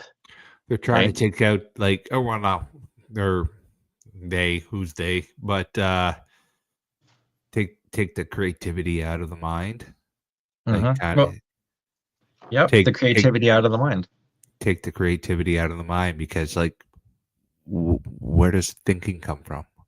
Like a sense of problem solving. You have that little bit of pathways to be creative on doing now what they're what this is turning into almost is like what you're saying is it's just turning people into walking people, like just not thinking about their they don't want thinkers. They want workers. That's right. That's They don't right. want thinkers, they want workers. So Ants, all the collective hive mind, ants, right? so That's what it is. if you want to Worker bees. succeed, do something. If you want to succeed, you want to be different, do something. Do something, right? Whatever that is. And we talked about this, right, Troy? Like we talked about, like, especially in the veteran community, a lot of veterans are just turning into kind of working with their hands in trade work, right? All of those old jobs are coming back. Because, like, a lot of our work, we are hands, right? You are an ant. And I know for me, I'm not speaking for everybody, but I made a point, and that's why I took up painting. That's why I took up, like, all that creativity side of things, just because I had to challenge that part. I didn't want to lose myself. I didn't want to lose myself, right? And if you're ever feeling in that sense, you're like, when I first, I started, my first painting I've ever did was absolutely right. 100% institutions. Absolutely. And that's why we understand it, Brendan. Just like you had said, we understand what's coming and what an institution looks like and a hive mind looks like because we lived it. Yeah. That's what kind of the military is like. We had this discussion before about it being a dictatorship. Like it is and it's not, right? Like, but you're in lockstep. There's rules, there's regimenting, and that's you understand why we can the mission. see it. You 100%. understood the mission, right? And we weren't individualistic. We weren't. Thanks, guys. Thanks, Mark. We weren't like, like we understand that's what it was like fed to us is the mission, right? Mission before self. But like when I came out, like I was completely lost, right? Like completely lost, right? Because there was no mission. The mission's done. Mission's done. And you never looked at yourself. There was no self. It was just mission before self, and then when you got out, you're like, "There's no mission." So like your whole psyche's just like, "Where the fuck am I going?" And a lot of us, when you come out, what happens? You try to numb that, right? You try to numb that with whatever. Alcohol is the number one thing that we all try to numb that with, right? And thank God that there's like, another like prescribed cannabis now, and that's helping, helping with the, fuck, we're not dying. It's keeping us docile, but it's not keeping us. But you gotta be careful at the line of keeping us numb. Like we have this discussion. Yeah, we have this discussion quite frequently, and it's not just us, it's us and all the other veterans I know say the same thing. Like the amount that we're given is criminal. It's criminal. Like I wouldn't say that. Really? No, I wouldn't say that. I don't smoke 8 grams a day. I don't smoke 8 grams a day. I mean, they can have a conversation. You can have a conversation. We can all have a conversation. Yeah. It's nice to keep you, but it's nice to keep you from swimming inside of yourself. Like it's kind of it slows all of this racket down, which is nice, and it's better than booze. I agree. It's 100% better than booze. I'd rather be hanging out with 1,000 stoners than one alcoholic, right? Like I understand that it was something that was criminalized for so long that it's a medicine. They call it plant medicine, right? Yeah. But people also forget marijuana, cannabis is the most watered down, and it still is a hallucinogenic, and people forget that because they don't classify it under that anymore because of where it's at. But this is exactly what the shamans were using here before they had anything else, right? The heliotropic breath work, the smokes, the sweats, a little bit of weed.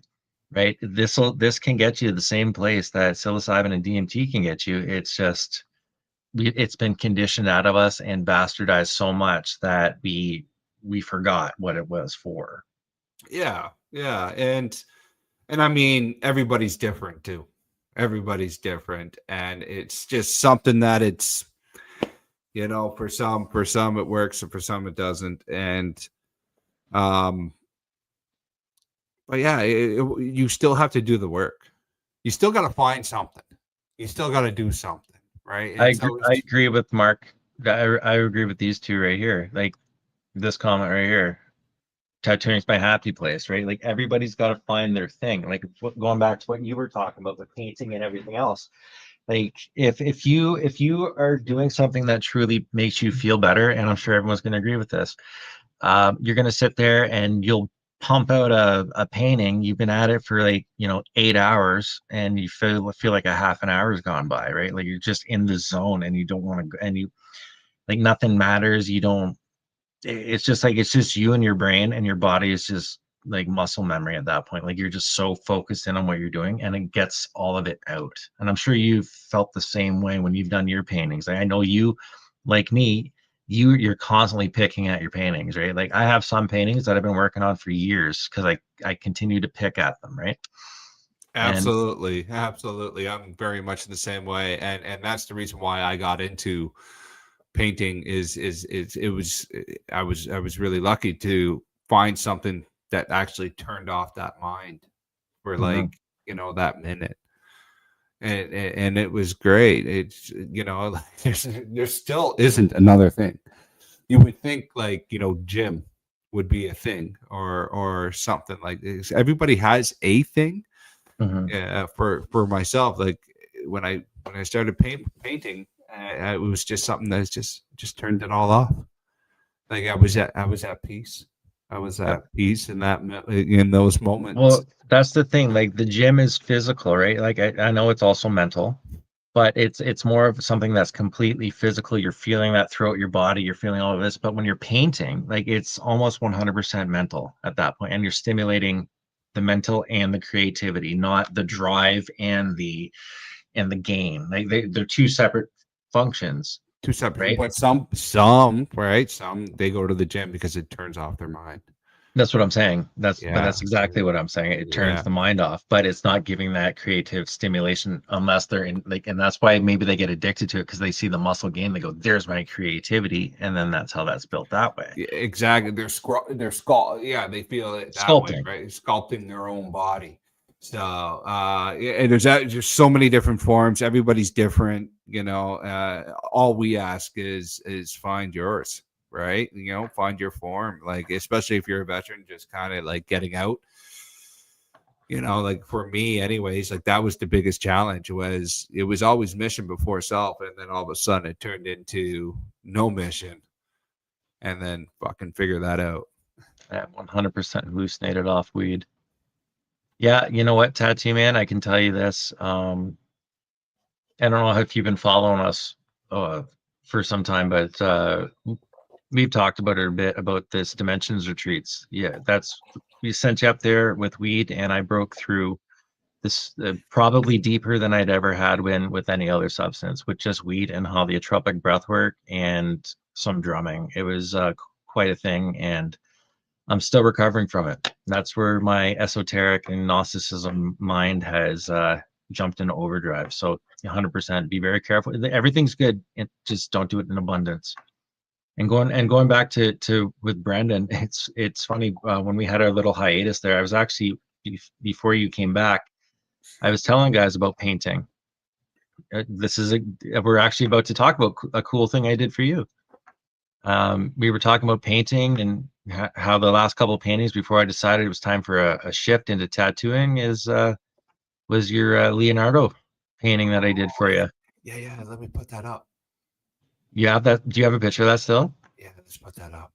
Do you have the picture with parody? Please tell me you have the picture with parody. No. Oh, I don't have that. No. Genius, yeah. though. Genius. I told them that parody had recommended you for that and presented it in front of the fire hall. It's so funny. Yeah, it's nothing special, guys. This is when I was still developing the craft. I hope you have the full picture of it because the only picture I've seen of it was when I was only working on you. I don't have the picture when it was with Stella and God anymore. No. It's the one that you sent. Unfortunately. Yeah, it's the one you sent. Show the photo. Yeah, it's a classic. It's a classic. Like, so the whole gimmick about it is that a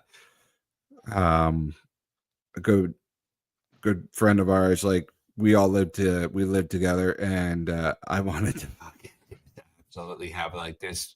Well, how big was the canvas, Troy? It was like It was like 5 feet by like 6 it was feet. big. It was like five. I did one that was 4x3, so I think that one was close. I think that might have been 5x4. So I asked Troy to do up this painting. Did you do it with oil, Troy, or was it No, that was just acrylic. acrylic? So We were living in the PMQs. I wasn't touching oil in that place. So funny, man. I did a similar one to what you're about to show it for my buddy Dylan. Yeah, he's like, you have carte blanche. Do with it as you will. See if I still have that picture somewhere. It might be on Facebook. Where is it?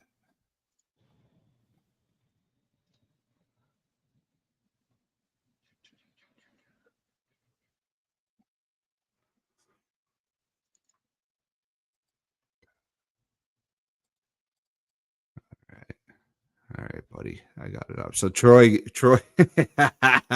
got that beautiful 5x17. I put it right in the I hung it right in the stairway. Remember Justin, just like every time he would come down to go to work, you would see this amazing epic beauty. Dude, do you know how awkward it was painting the snake around that?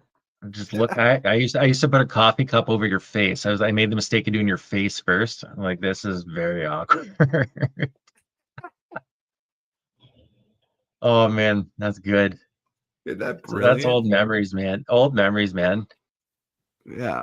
I forget, you know, that doesn't feel like that was that long ago either. And I'm just looking back and dude, I found the full photo of that actually. Get out. I found the full photo. You ready for this? Sure. All right, here's the one. I found the one with Stella. Hold up. Here we go. I found it. There we are. Share screen. There we are. Yeah. We There were it is. kids. We were There it kids. is. Oh, look how beautiful that is, man. Like Yeah. send that to me, okay? Hold All Stella. right. I'll send that one to you. Yeah, that was when I was being nice. That's not done yet. I don't have a finished is that a picture of that. Coors Light? Coors Light. Yeah, he was giving you a Coors and put Stella in there. Oh my gosh. Where's the other one? Here's the one I got carte blanche. Can you still see the screen? Mm-hmm. So here's my buddy. See that? Yes. Shout out Dylan. And he's the one's like, I want a portrait carte blanche. That's the result you get when you tell me what to do. That's the best. Got butt plugs and flags and corn dogs. Yep. And he tells me he's got that hanging over his bed too. Yep. So good. This is why I do it, man. Just for the laughs, man. I do it for the lulls, as the kids would say. And you know what? Like that would take me forever to do. Like that's not something that you just kind of sketched. No, I Right? think that one took me about a week. I think that one took me about a week to do that one. Yeah. I did one of Mo's Hislop when I was airbrushing. Like I want to paint, but like you don't know what to paint. You always go to cartoons and see if you can make them real. Like it's always just a go-to, or you're doing flash. But yeah, like I haven't really touched anything in a long time. Like I'm notorious. Anyone who knows me out there in the tattoo world that I've worked with, they've seen me draw something, it's almost done, and I just get mad at it and I'll blast it black. Right? It's gone. And then starting over. And they're like, what did you do? And I'm like, it happens. Definitely. All right. So how we do? Obviously, Shane's in traffic on his way. Yeah, he's still driving, and that was at 9:20. He messaged me, so Yeah, he's gonna jump on here.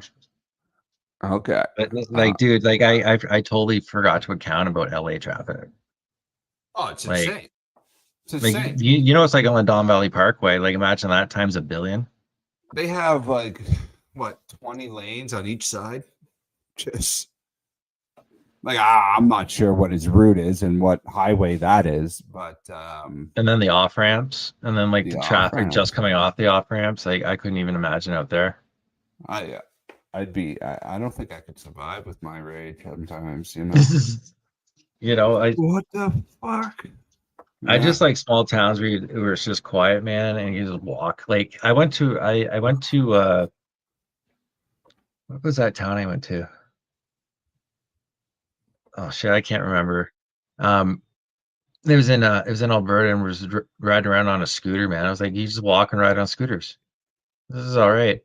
And then I started thinking about it, I was like, oh, that's 15 minutes city mentality. Stop it. But you know what? It wasn't that bad. Like, anywhere that you could walk was convenient, and those little Mm. scooters were awesome, man. Like, I'm 40 and I'm bumping around on I think, well, I was 38 at the time, but bumping around on scooters, man. Like, it's kind of nice.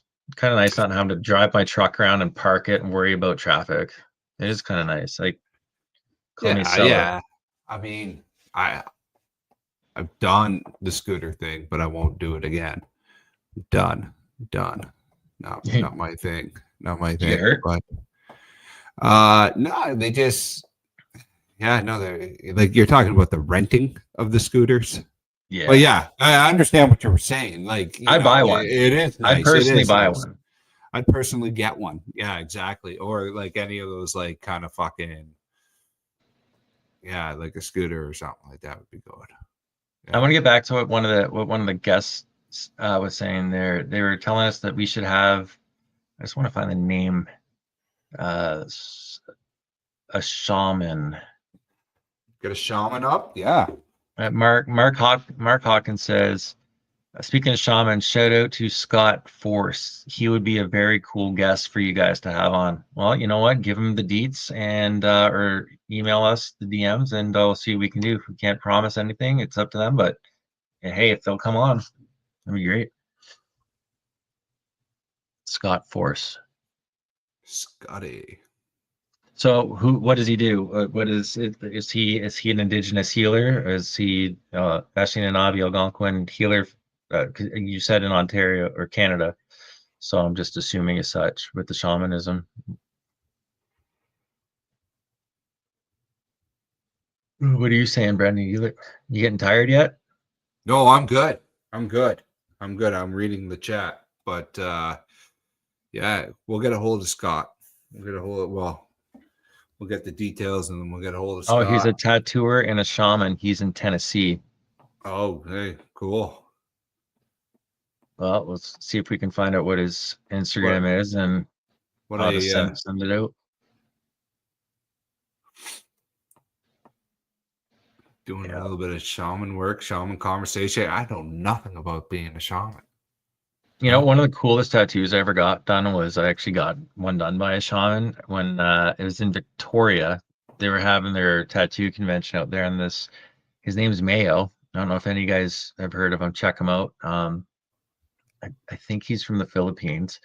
Don't quote me, but he does the stick and poke, and he did the hammer taps in my arm, and it took about an hour and a half just the way they do it. But I can tell you right now, it was like the least painful tattoo I'd ever had in my life. The anticipation of thinking it was going to hurt more than what it was worse than the actual pain. Now, I know a buddy of mine who went to Japan and got the Japanese stick and poke, and he brought a video back where he's getting that. And when those needles were coming out, you could hear the elasticity smacking of the skin. I was like, oh my God, that's got to be painful. I wouldn't do that at all. But if you look at the way they do it over there, like those are how the most packed and rich colors that you'll ever see that hold for almost forever for some reason. Like those guys are legit masters, the ones who do it that way. That's like interesting. That's interesting. We got somebody. I think we got Mark in the chat right now. Mark is he's heading down to a future trip down there. Yeah, there he is. Tabori. Yeah. So that's interesting. So like, you know, like when you look at like a bright red, like they make that bright red, like it's just gonna last forever. Yeah, well, if you look at, you can tell a true master, and most people will agree with this, is if you can have like an aquamarine or a blue stick and stay blue, like for over 10 to 15 years and stick that color like as it was a day or two after it was healed, that's a true tattooer. And it's very rare to see that, but a lot of those ones who get them done traditionally, that stays. And it's probably with depth. It's got to be with the depth, obviously, but like their packing method is a lot more. It the contrast is just so much better. Like it's hard to describe. Like it's just amazing. How deep do you go? How deep do you go? Like within the like doing a normal. You're gonna go like a little bit subdermal, right? And then okay. just above like the fatty layer, you go any deeper, like you're gonna cause a little bit of shit. But like there's like some people some people dig, right? Like, but it's not gonna go like to your bone. Like a lot of people say it will, depending on the area, but you know, it all depends on the technique, what type of size of needle you're using. Like if you're using single line needles or even threes, like you could cut somebody open. If you're it all depends if like your hand speed, your machine speed, right? You could easily cut somebody open. They used to use flats, right? So like you hear about mags and curved round mags and all these other things nowadays, but like they used to have like a 7 flat, and a 7 flat was practically a razor blade. It was just like a square. There was no tapering on either end. So like if you turn that shit the wrong way, or you're hitting somebody while you're doing your packing work, like you could gouge somebody pretty good with it, right? Like that's why they got away from them. But some people still use them because they pack better, right? It's just 3 rows of needles many times, yeah. For the tabori. Tabori tattoos outlast all tattoos because of the 3 rows of needles many times, yeah. So it's like just smashing you with like a big mag over and over and over again. Yeah. So that's what tattoos. What tattoos have you been thinking? Have you got anything new lately, or you got any on the back burner right now? Definitely something traditional. I was thinking about like the tiger. You know, the traditional tiger. Yeah, because I got the boat. The boat on the thigh here, so I'm gonna get the tiger on the other thigh. How many do you have now? I don't know. Like 8. 8. I used to count them. I used to count them too, and then I used to count the ones that I covered up, and I still count them as a tattoo that I have. I used to do all that shit all the time. Yeah. The only thing I really like. One, it's finding a shop, finding a really good shop. Like, I already have like a little bit of anxiety, you know, with people in situations and stuff, especially if it's like a, you know, what like we were discussing there, something that is like, you know, very performance kind of base. Like I'm just like I can't sit in that. Like I feel too much anxiety there. But if it's just like, you know, actually, I'll do a shout out. You know, the last one was at Riverside Tattoo in Peterborough, and they were fucking dope. What'd you get down there? What did I get? Like work done? That's where I got the thigh. Got the thigh done, and my shoulder. Got that big cover up. Oh no, not that cover up. Yeah. Not that. What kind of a scratcher tattoo do you that needed to be covered? I don't know, right? Rest that man. Rest that man. Yeah. No, it was. Hey, so long story short, Troy was learning at the beginning, and I was a guinea pig for this one. And I gave him a task that was this Viking. Well outside my abilities at the time. Well, yeah, for sure. For sure. But it was still a good piece of work, because the thing is like you were still learning the curvature of like the body, right? Like, like skin. Stencil placement was not thought then. Yeah. Yeah, right. So anyways, yeah, I got this massive, and he did. You did like all of that area, and It was like Celtic knotwork. I'm starting to remember yeah, it that was now. like a Viking boat Celtic knot with like the Thor hammer. Like it was all the things too, right? And All you, of this big. yeah, and you did it though. You did it, and but it was time for it to get cleaned up. Yeah. Well, And, fuck. and That's got that's to be okay. what was that? Almost 20 years now. It was. Getting It was. close. It was 20 years, man. It was 20 years, and big shout out, man. Like, I mean, yeah, like Riverside Tattoo, my tattooer, Jesse. He came out and he looked at it, and he did a great job. Like, blending in. Great cover up. Great fucking work. Yeah, because Not you stayed saying black and gray with it, didn't you? absolutely. Yeah, I Yeah. went black and gray, so it all blended in, and it was a great piece of work. So yeah, but like that kind of shop was like it felt good to be in there, right? Like it was there was just like, hey bud, what's up? Like, that's how they were. Like they had like an edge, but it was like playful and safe, and it was like a tattoo environment. Where the other, there's a place downtown here in Halifax. There's a few places. I know there's like great shops here in the town for sure. I just haven't really invested looking, but they're really bougie, right? I don't want to walk in and just be like,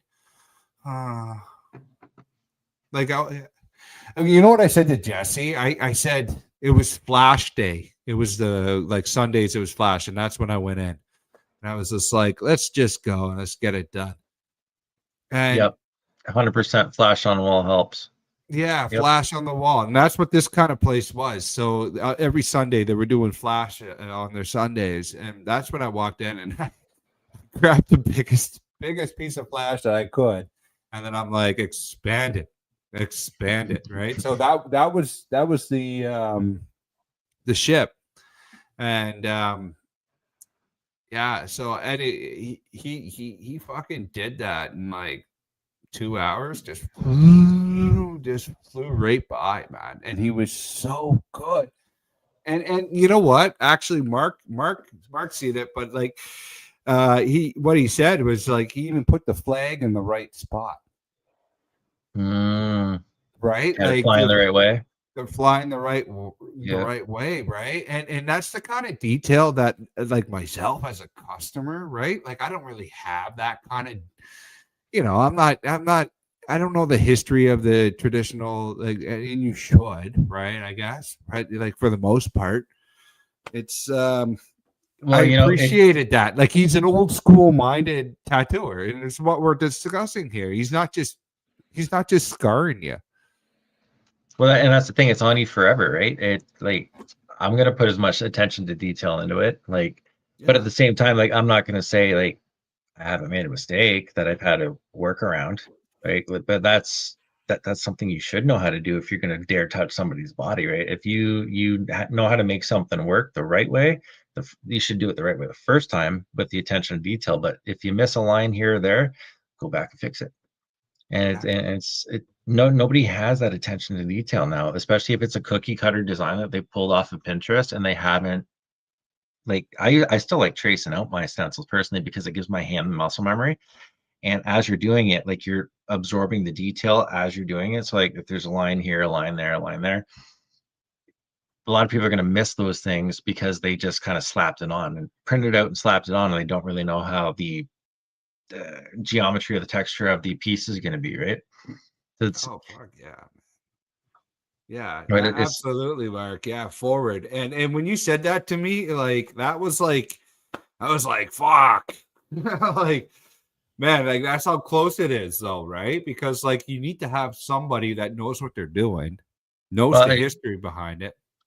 Well, it's exactly how he's saying, right? Because if you're looking at a ship, right, and it's got its mast up this way, right, and then it's bubbled out this way, it's telling you that the wind is smoking it this way, right? But the ship is also in forward motion, so you're also going to get the wind pushing back on the flag, just like he's saying. Exactly. A lot of people miss that, and they just put it like a certain way because that's how they've seen it, and it is what it is. Like, Yeah. attention to detail is probably one of the greatest things. But and another great thing as an artist is to be humble enough to know your limits and go, you know what, I can't do that. Or if you know somebody in the shop is better at it, to give it away, because that's your bedside manner and that's your reputation. That's more. I've had more people like coming to me after because I turned down a idea I knew I couldn't do than just doing the mediocre version of what they wanted, right? Oh yeah, no, that's real stuff, man. And that's integrity. And like shout out to those shops that are like that. And from my experience at Riverside, Peterborough, that's all they were. They like big time integral, and that's what I'm very very happy about that. Those are the kind of shops you need to go into. So any shops out west that were decent, and when you were out that way? Yeah, no, like it was the Campbell River tattoo shop. That was a good shop. Old school. But like, I mean, that whole area itself, right? Like it's very like blue collar, logging, fishery. So they didn't have that kind of stick and poke. Like it was like, the flash on the walls and all that stuff. It was a great spot. No, flash on the walls. It's like the impulse buy at the checkout line. That's how it works, right? It's just like if somebody doesn't know what they want, they're gonna find it. It's something's just gonna jump and they'll get it. And in my opinion, they're the most fun to do. And some people would argue that they're the most complicated to do, right? To have that symmetry, like it's something that looks so simple, to have it look simple, and your mind is telling you to fix it in another way, but you have to keep it a certain way to make it work. It's hard. It's extremely hard to do. And that's just drawing it. That's just conceptualizing it. That's not just doing it on the body. Yeah, exactly. The Dutchman, he is okay. The Dutchman, he is Ed Hardy of out west. I've heard of him actually. Yeah. I've never met him or seen it, but I've heard the name before. There's a lot of good shops out there. There's one out in Victoria. They do nothing but it's called Off the Wall. And sorry. Off the Wall was in San Diego. That's a tattoo shop I went to. It's called Tattoo Zoo, and all they do is traditional. That's it. It's just but it's like flash on the wall, like flash on the ceilings, like there's flash everywhere, right? And but that's the gimmick that you expect yourself to walk into. That's the shop you go to for that, right? Right. And it's kind of cool that way. And it's just, especially for like, how many times you just wanted an impulse tattoo? That's the shop I'm going to. I'm not going to a place where it's just like, here, just take a banger from who's ever available. The shop is meant for this, right? Yeah, exactly. And for myself, it's really hard to like sit in that like anticipation stage on getting the tattoo. I like the impulse. I like the 24-hour tattoo shops I saw in the States. They're 24 hours. So if somebody was always on a shift, they had it done in shifts. Okay. With like the neon lights and everything. It was like, this is cool. That was the coolest thing too, is like going to some of these shops over my time. Just every time I would go on a deployment somewhere or down south in the States, like I'd always find myself at a tattoo shop.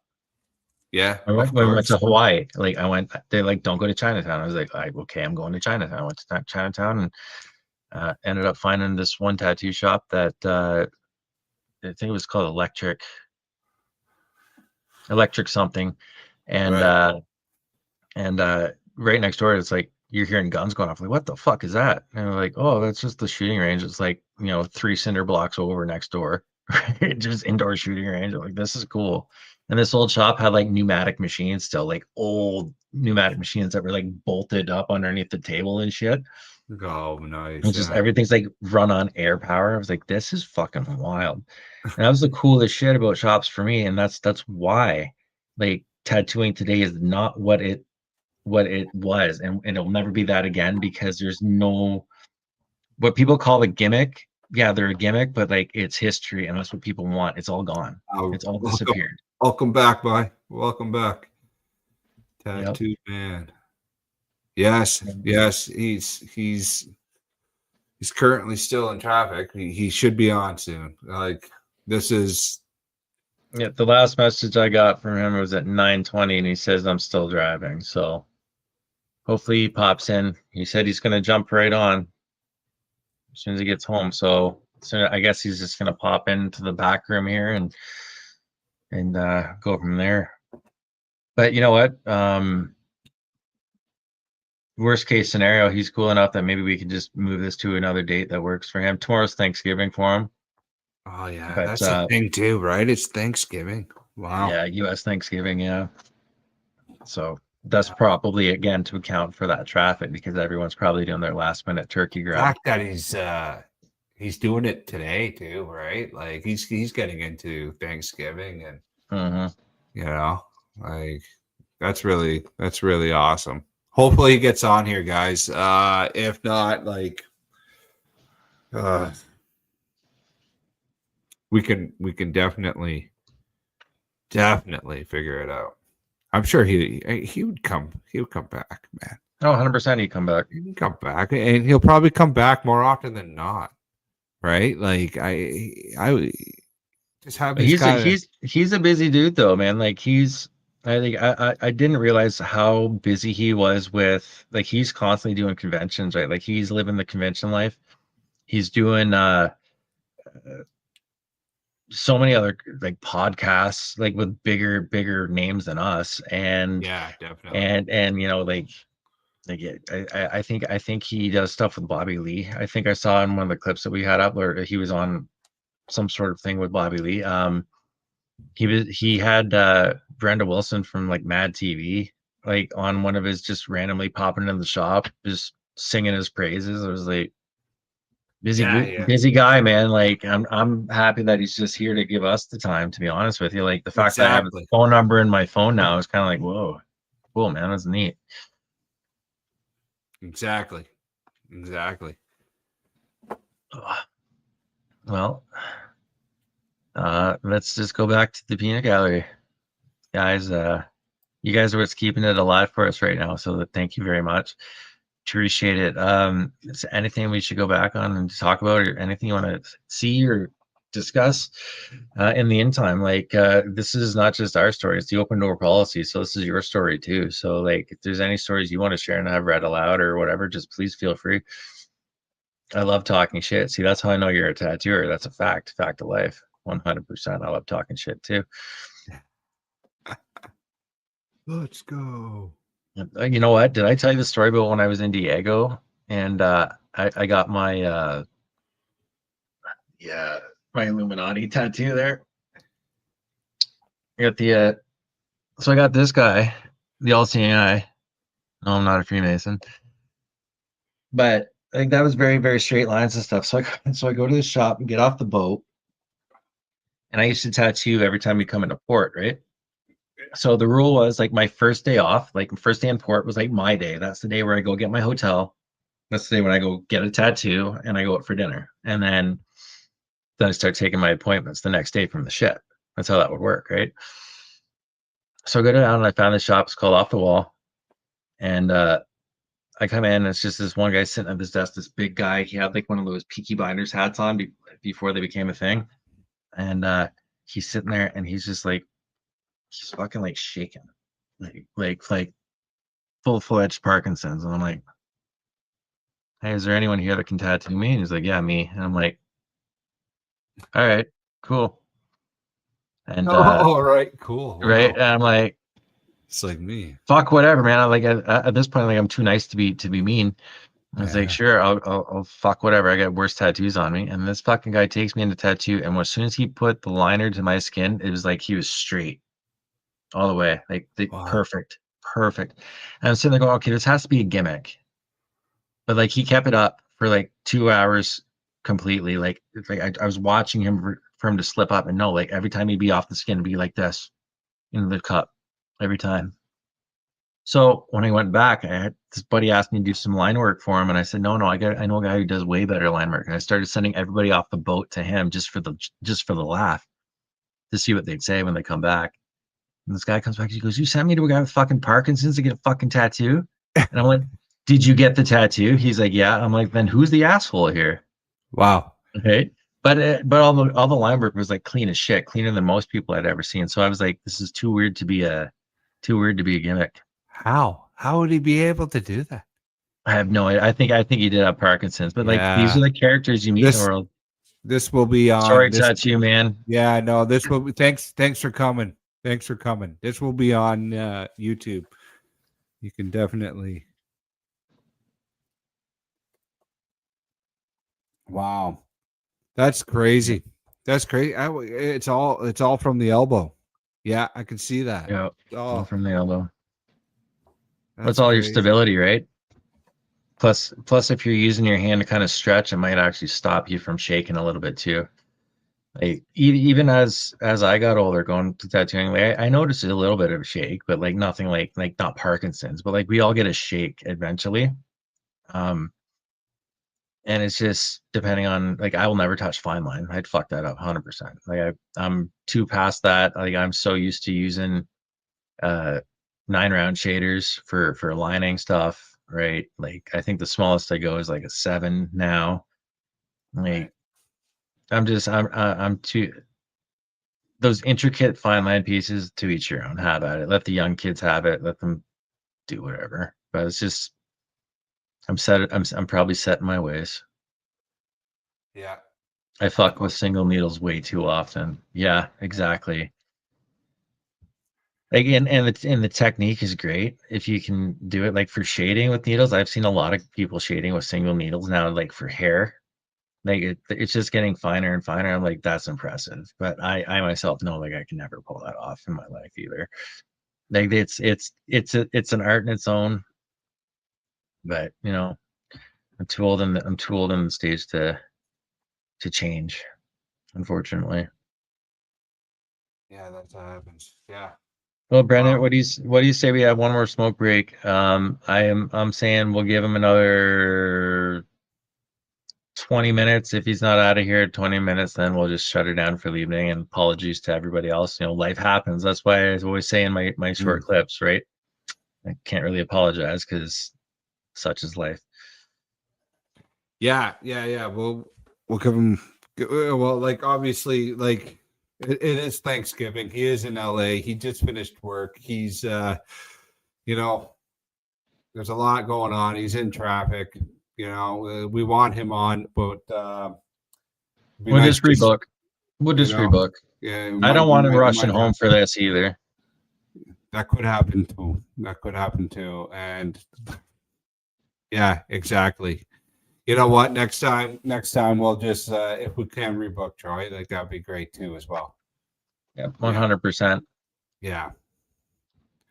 But that's yeah, and you know, like people who've been watching the show for a while have seen this with, you know, just these issues with scheduling many a times. This isn't the first time. It's not going to be the last time either, right? It just, shit comes up. Like I could have a family emergency, you know, and have to dip out of here, right?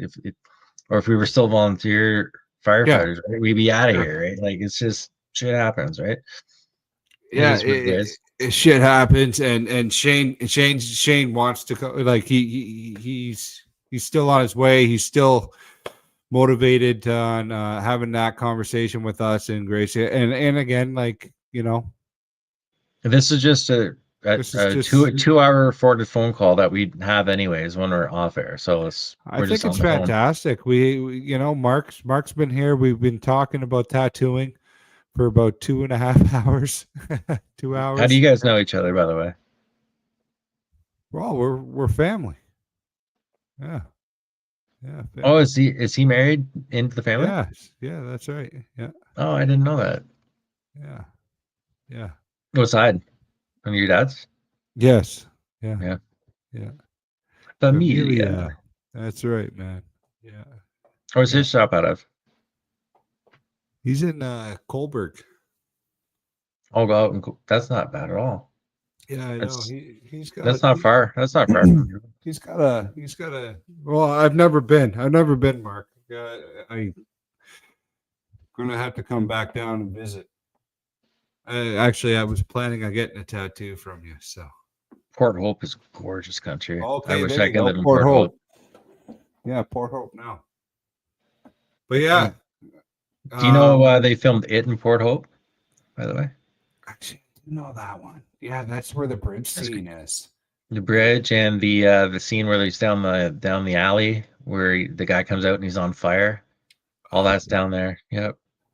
That's so good. Right. That's so Everything good. floats in Port Hope. Oh, fuck. Yeah, everything floats in Port Hope.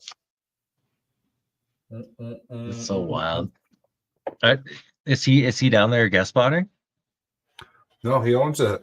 He owns the shop. Yeah. Oh, he's okay. So he moved to Port Hope. Yeah, he runs it. It's his shop. He's I don't want to speak for Mark, but like, you know, like he's exactly the way that we think in the sense of like traditional tattoo, and you and him, you guys would have a lot of talk. You know what? You guys would have a lot of talk. Let's change things up a little bit. And I was thinking like down the road, like we should do a call-in show anyways down the road. Once we get enough comment section. But like if Mark wants in, I can send him the link to come in here and just have when he's in here with Shane, he's in here with Shane. Like if he wants to do that, we can carry a conversation instead of doing it through the comment section. All up to you, no pressure. Yeah, that, for sure, Mark. You're if you want. You just heard Troy, so whatever you want to do, if you want in, you get the. Yeah, I'm down. There you go. All right, send him the link. So it's go. You'll see him on his Insta, on my Insta, ghost markings. Yeah, Ghost. Got it. Send the link. I just sent that on Instagram. So first time ever on Open Door Policy, we are doing a call out. Call and guest. The man, the mission. I'm gonna go and refill my coffee quickly, if that's okay. Yeah. There you go. Oh wait, I gotta stay here because I'm the gatekeeper. I forgot. It's gonna. I wish there was a way I could like turn this off to you when I like all of this extra crap that I have to do on this end. I wish there was a way I could do that. Like it's not as friendly as Zoom used to be. Hold on, let me see if I can figure this out. All you have to do is click the link and your camera will turn into this back room and then we'll add you to the floor.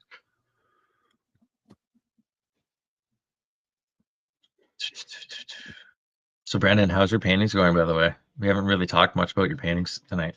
Oh. You're still working on the shoes? Yeah, it's everything, man. Everything on these walls. Every single piece. Nothing's done. Nothing's done. Nothing's ever done. But I'm gonna start a new one. Hey, yeah, you need a break from the other stuff to create. Yeah. Oh man, I've been in that cycle before. Yeah, it's a pretty bad one. So the last one I've done was I'm working on a set of pulleys. Oh, that's the one I saw. That's the one you just recently started. Yeah, so I got like the main pulley pretty good. Now I'm working on like the background and stuff like that. So the whole concept about that is just balance, So like I like to have that kind of with anything that I do. Like for me, anyways, I want to look at something like it's not the greatest piece of artwork, but Impressionism. It's impressionism. You work in impressionism. Yep. Yeah, right. Like you're looking at it and you're like, whoa, what do they mean by that? Like, what is that?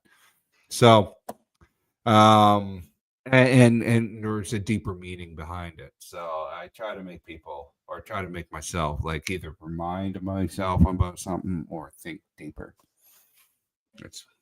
I can't wait to see I can't wait to see. Not that I want to see you in your blue period, but I can't wait to see you start working when you get to that point when you start working with your blues. Because I notice you work with a lot of earthy tones, a lot of very earthy tones. I'm interested to see when you start shifting on the scale. Yeah, right now. Yeah, thank you. Yeah, it does. It's. I actually, you know, Troy, it's funny that you said that. I actually bought this massive tube of oil, like a blue, pure blue. So I think I'm getting close to that kind of spectrum. But like, yeah, like right now, it's a lot of earthy tones and gray and white. It's tough. It's tough. I used to be scared of working in blues, and then I just started doing it just for the hell of it. And I was like, you know what? I'll just paint waves. There's always, and then once you learn how to paint waves, then you're like, okay, I know I can paint clouds, right? Because clouds are harder than you think, right? Clouds are much harder than you think because then you can mess it up. But like the blues, you just keep mixing it throughout your green palette and just keep going and going. But like when you're using whites or variants of whites, you could easily just like oversaturate. Yeah. But I like that you use with the palette knives. Yeah. I'm gonna start getting back into the palette knives, and you know, it really like my first piece of like painting I've ever done. It was in 2020. Yeah, it was like, or 21. It was 2021 when I first ever, like, I went to Michael's and I just went, fuck, I need to figure out something different. I need to do something different. And just decided I need it, just like I did with tattooing, right? I need a challenge. I need something new. yeah, right. It's about that whole like purpose or finding something, you know. Gentlemen. Yeah, Mark, how are welcome you? to the stage. Welcome by. How are you? Good to see you, buddy. I'm good. Nice to see you guys too. Nice Sorry, to see you. Sorry, I'm for not holding down the exciting as fort. having Shane on here, but Yeah. Right now it is what it is. But like again, like what Troy was saying, we're just gonna probably like, well, hopefully he has the time to come. yeah. Come back, right? Like it would have been. You know what though? It's still good banter going on, man. As long as it's good chat and cares, right? It's nice to not be talking about aliens and politics all the time, right? I think sometimes we kind of shift into that gear too much, and it's nice just to have real talk with real people, right? And that's kind of what we wanted to be doing. Although, you know, aliens is like typical tattoo shop talk, right? That's the other thing, right? Like it's conspiracy world, right? Yeah, absolutely. Yep. So Mark, I don't want to put you on the spot, but like, if you have any like, with your trip to Japan, like, what are you doing there? Like, what are you learning? What's the new craft? So that's kind of tentatively planned right now. I'm kind of looking at like October. It seems like that would be a good time to go over. Well, just cost wise and that. I'm still figuring it out. I want to make it happen though. Right. But you know, it's cost thing too, right? I want to go over for a few weeks, do that. I think it'd be fun. You know, I don't plan. I'm not a Japanese tattooer, right? I'm a traditional guy. I just feel like it'd be a fun trip for me. Right. You know, even when I do a Japanese tattoo, I don't do a true Japanese tattoo. I'll do like an American traditional take on it, right? You know. Right. There's too many rules with that stuff. You know. Yes, there is. Rules. Yeah. Okay. There's a lot of rules, and even with traditional, there's rules there too, right? Oh, absolutely. Tons and tons of rules, and a lot of, and that's what I don't like. I think we were talking about this earlier, was with like the younger generation doesn't really have the respect for it. We go, oh, that's like a cartoon. That's gonna be so easy to draw. I'm like, okay, well, you have fun drawing the heel of that cartoon's foot and making it look nice with a shoe on it. Like, good luck. Yeah, well, that's it, right? You know, they use the word cartoony, but really, it's folk art. Traditional folk art. You know, and I say too, like with tattooing, it's like when you talk about folk art, that's like, you know, the Western world. That's our language, right? Right. You know, that's why it's called American traditional. Yeah, absolutely, American traditional. You know, that's our people's language, right? So. And it's funny how it's like the North American stuff. Everything used to be adventurer because that's really all we were at the time. We were roaming the plains, sailing the seas, going to war. It was the first tattooing here outside of like the native tattooing back in the tribes, right? Like outside of that was the first European tattooing. The traditional, the American. Absolutely. Okay. I mean, tattooing predates religion itself. Yep. You know, so yeah, you know, yeah. No, I feel like less people are saying that though. You know, oh, that's cartoony looking, or you know, that would be the one you would hear back today. Someone walk in a shop and they'd see some flash and they'd go, oh, that's, you know, I'm not into all that cartoony stuff, but well, it's timeless. If you do it right, it's timeless. It's folk art. And I mean, I think it was Tom DeVita said, as soon as any tattoo hits the skin, it becomes folk art, right? Okay. Oh, and I can't argue that. No, you're 100% true. Everything's got a story attached to it or a meaning behind it becomes folk art. 100%. Absolutely. Oh, wow. Yeah, no. And traditional is probably one of the easier ones to use. That's why we get stuck with it when you get all the people go, I want all of this shit packed into this. Traditional is forgiving that way, whereas other stuff is not. Yeah. Right. Yeah. And what's kind of like the, like, you know, the hot stuff, you know, like there's meanings behind each tattoo. The swallow. Absolutely.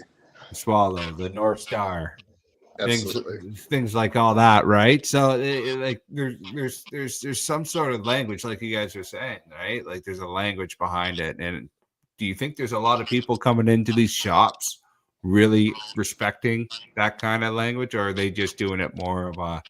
I think more so now. Like Troy, when did you start tattooing? When was that? 20. When did Ink Master come out and go 6 months back from that?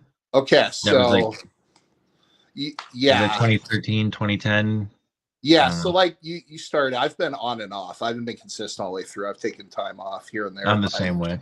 I'm sure you'll remember like when we started, because we're probably around the same time period. Everybody wanted, you know, I'm not gonna say it's the worst shit, but everybody wanted that like color realism, Dia de los Muertos women, and traditional really didn't get much respect. Whereas I feel like now you see a lot more people who are into it and they get it, right? Yeah, 100%. Well, it's like when people would get it, right? Like, I'd be like, do you know the history behind what you're getting right now? And they'd be like, well, what do you mean? I'm like, well, it's like I said with the swallows. I'm like, oh, you got 5,000 nautical miles, do you? Good for you. Or you know, you've got the pig on the knee, right? Means you're gonna be safe at sea, rooster on the right, never lose a fight, right? You know, all of these things people don't even understand anymore. You know, absolutely, right. And you know what, even in Canada too, like we talk about Sailor Jerry Swallow down in the US, but we have our own Sailor Jerry Swallow up here in Canada. Okay. He still tattoos. Trying to think. Do you know where he is, Troy? He's in Nova Scotia. I know that. Oh, who are we talking about? We have a Sailor Jerry Swallow up in Canada. Another Sailor Jerry. He's still alive and still tattooing. I'm not sure if I do. I don't think I've ever. I know. I'll reach out to my buddy. Nova Scotia. Yeah, Jason Mahar might know him. Jason Mahar may know him, or Jason definitely. Yeah, he probably would. Yeah, I feel like Jason Mahar he might have. I feel like I met him at the last convention I tattooed at out east. I feel like he tattooed at the Freddy convention. He does a lot. He did took part in many years of those East Coast ones as well. Yeah, it'd probably be him. Newcomb's no longer with us anymore. Merchant Mary's, I don't even know if she's still around anymore. Yeah, but like I think the big names down that area today that would know anybody would be probably Loretta. Hey, Brendan, probably Loretta and what was that other guy's name? Oh, they're partners. I forget what they changed their name to, but yeah, it'd be Loretta or Jason out there for sure. Yeah. Got my tattoos from you, Troy. What's that? I got my tattoos from you. Not all of them. Cheater. You know, that's the thing too, like with Canada, right? I feel like, you know, we have our own history here, but I don't think it's been as well documented as what it has been in the States, right? No, it definitely wasn't. Like I even looked for tattooing like Canadian tattoos. There's really nothing that's any different than the United States. Like it's almost pretty much like the same borrowed stuff with Canada written underneath it, or you don't see like too many trapper tattoos. Like the indigenous tattoos are great. Like, but it's mostly the indigenous tribal that has survived up here, which is nice to see. But then we run into that old argument, depending on where you're at, right? Yeah. Who are you to be tattooing that, or do you even know what your tattoo is? Like, for fuck's sakes, man. Like, do you want it or not? Like, that's where I'm at with my with the shit now. But, that's it, right? I mean, I try to do the best I can with everything. You know what? It's tough. I don't know everything about every style, right? We just do the best we can, but tattooing is built off of like copying and reproducing, whether you want to admit it or not. Yeah. Well, there's nothing new under the sun. There's nothing new under the sun, and I guess that's where AI kind of proves us wrong, because that's the only thing creating shit that's new. But the problem is, inspiration goes out with it, and then you're just a photocopier with a tattoo machine at that point. Unfortunately, until the computer can do it better. The thing about AI too is I find it very soulless, and one of the things I like about like Flash, I'm talking, when I say Flash, okay, if I use that word, I'm not talking about, shit made on iPad. I'm talking about like someone painting it, right? Hand painted. Yep. Hand painted. And one of the things I like the little fucking imperfections in it. You know what I mean? As soon as shit gets like too shiny, I personally, I can't even tolerate looking at it. Mm-hmm. You know what I mean? Yeah. It has no soul to it. People are going to start paying for imperfections down the road. I think that's going to be the inversion of all of this stuff. People are going to. Brandon and I just spoke about this. Yeah, we spoke about that. Everyone's going to want the what? How did you word that? Authentic handmade things. Is that where we were? Yeah. Something that just feels real. Yeah. That the imperfections make the story. Yeah, it definitely makes the story, and that's what you want. Yeah. Well, it's like if you took your guitar, right? Like every one of those dings and drops and nicks on it tells a story of where it was, right? So I mean, that's kind of, it's perfectly imperfect. Absolutely. Yeah. And it's like, I always go back to Tom DeVita, right? Because I know there was a period of time like where I was looking at all these people and they're doing, I'm not going to knock color realism or any styles or anything like that, but everybody's trying to do this like perfect fucking tattoos, and I hit a point where I almost couldn't even look at tattoos, right? And then I discovered who Tom DeVita is. I don't know if you guys are familiar with Tom DeVita. No, I'm not actually.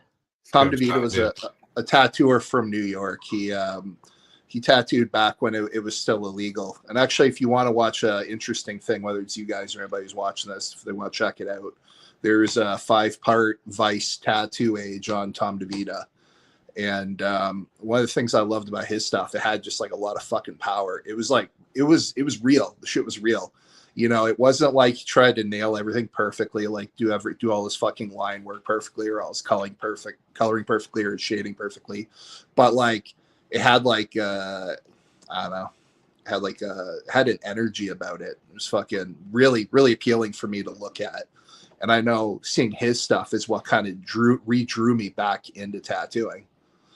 But that being said, as tattooers, right, we know it's permanent, and we know that, you can, it's tough, right? You see a lot more tattooers now, especially in traditional tattooing, trying to get more loose with their tattooing. Uh-huh. I know you know what I'm talking about. But for a lot of times, for like the casual, they're trying to go a little bit more neo-traditional when they don't really. Is that kind of what you mean?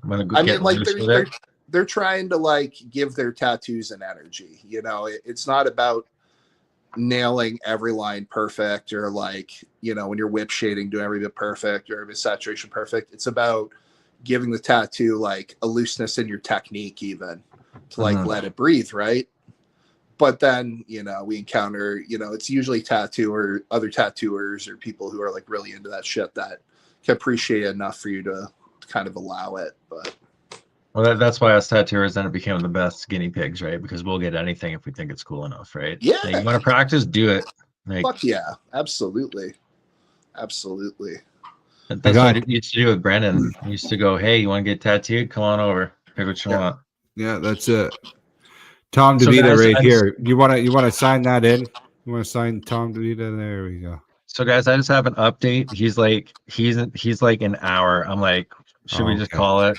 Yeah. Just postpone for him, or do you want me to stick around and just get him like on here for like 10 minutes and then shut it on? No.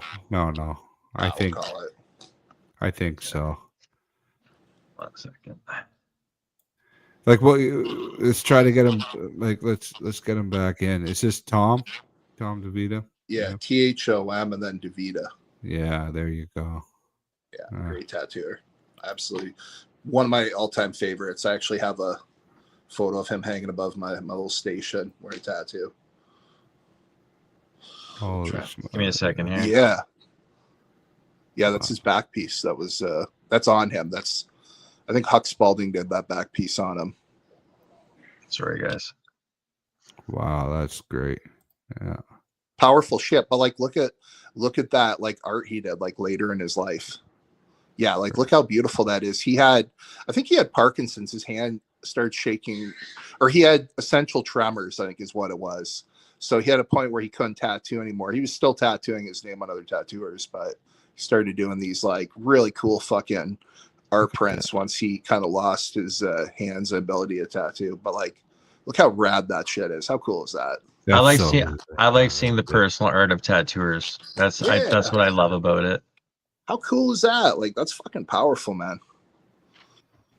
Hey guys, so Shane's gonna give us a phone call here. So cool. we're gonna outro with Shane making his presence, and guys, sorry for everyone apologizes, but again, life happens.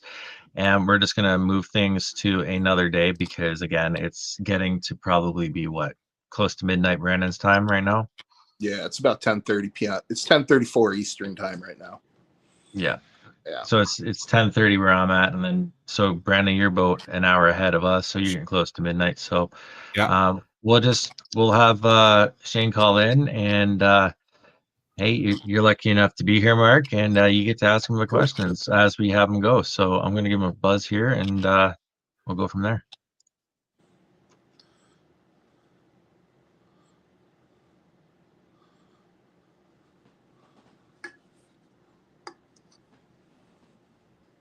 Let's see the answers.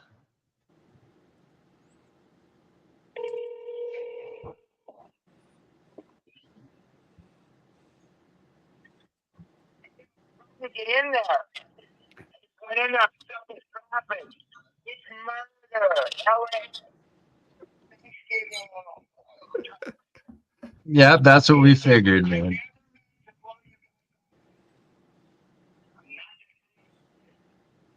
It's all good, man. We put that all together earlier. We're like, shit, it's Thanksgiving tomorrow and he's in LA. Fuck, he's not going to be. Yeah, he's stuck. And I mean, I'm not far, but it is. They got one of the freeway closed. What's up, you guys? We'll do it another night. Fucking shit. Oh, you're good. You're good, man. We didn't get into any of your IG stuff or nothing, so you're good to go. Fucking going too.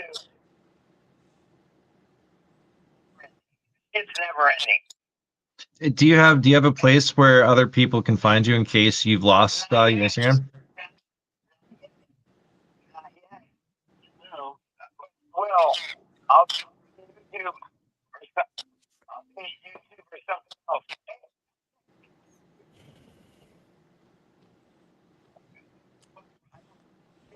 Right up. Cheers, bro.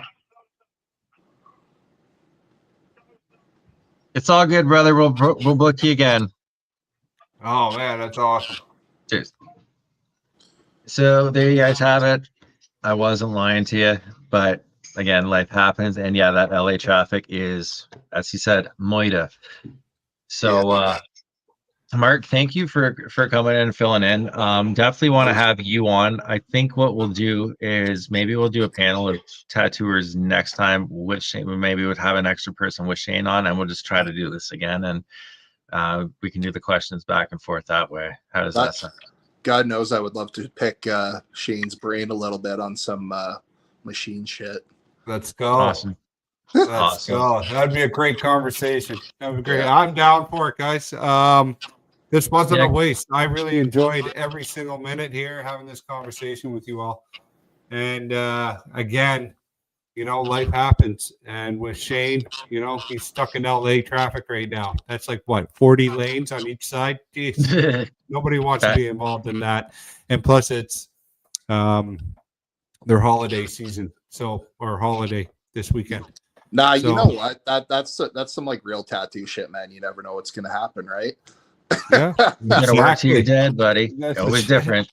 Yeah, that's a really exactly. So you know, he'll be back on. Like Shane will be back on. We're gonna have this conversation. It is not over. It is not over. We're very motivated, and Mark, thanks again for popping on, my man, and look forward to having your brain as well on top of this and sitting in there and having that conversation with Shane, Troy, and myself. All right. I appreciate it. I had fun hanging out with you guys. It was a good time. Yeah, we'll definitely be doing it again, and it'll be more fun. Definitely. Thanks for holding up the comment section. To everybody else who is watching, thank you again. It was fun just talking to you guys and kind of sharing stories, right? I mean, this is what it's about. It shouldn't be as scripted. Brandon believes in a little bit more structure. I like to kind of wing it a little bit, but I like that we have to have things fluid, and this is why, because shit happens, and if you can do things on the fly, you can do things anywhere. So with that little advice, there's my G.I. Joe moment. You guys take care and stay frosty. Cheers all.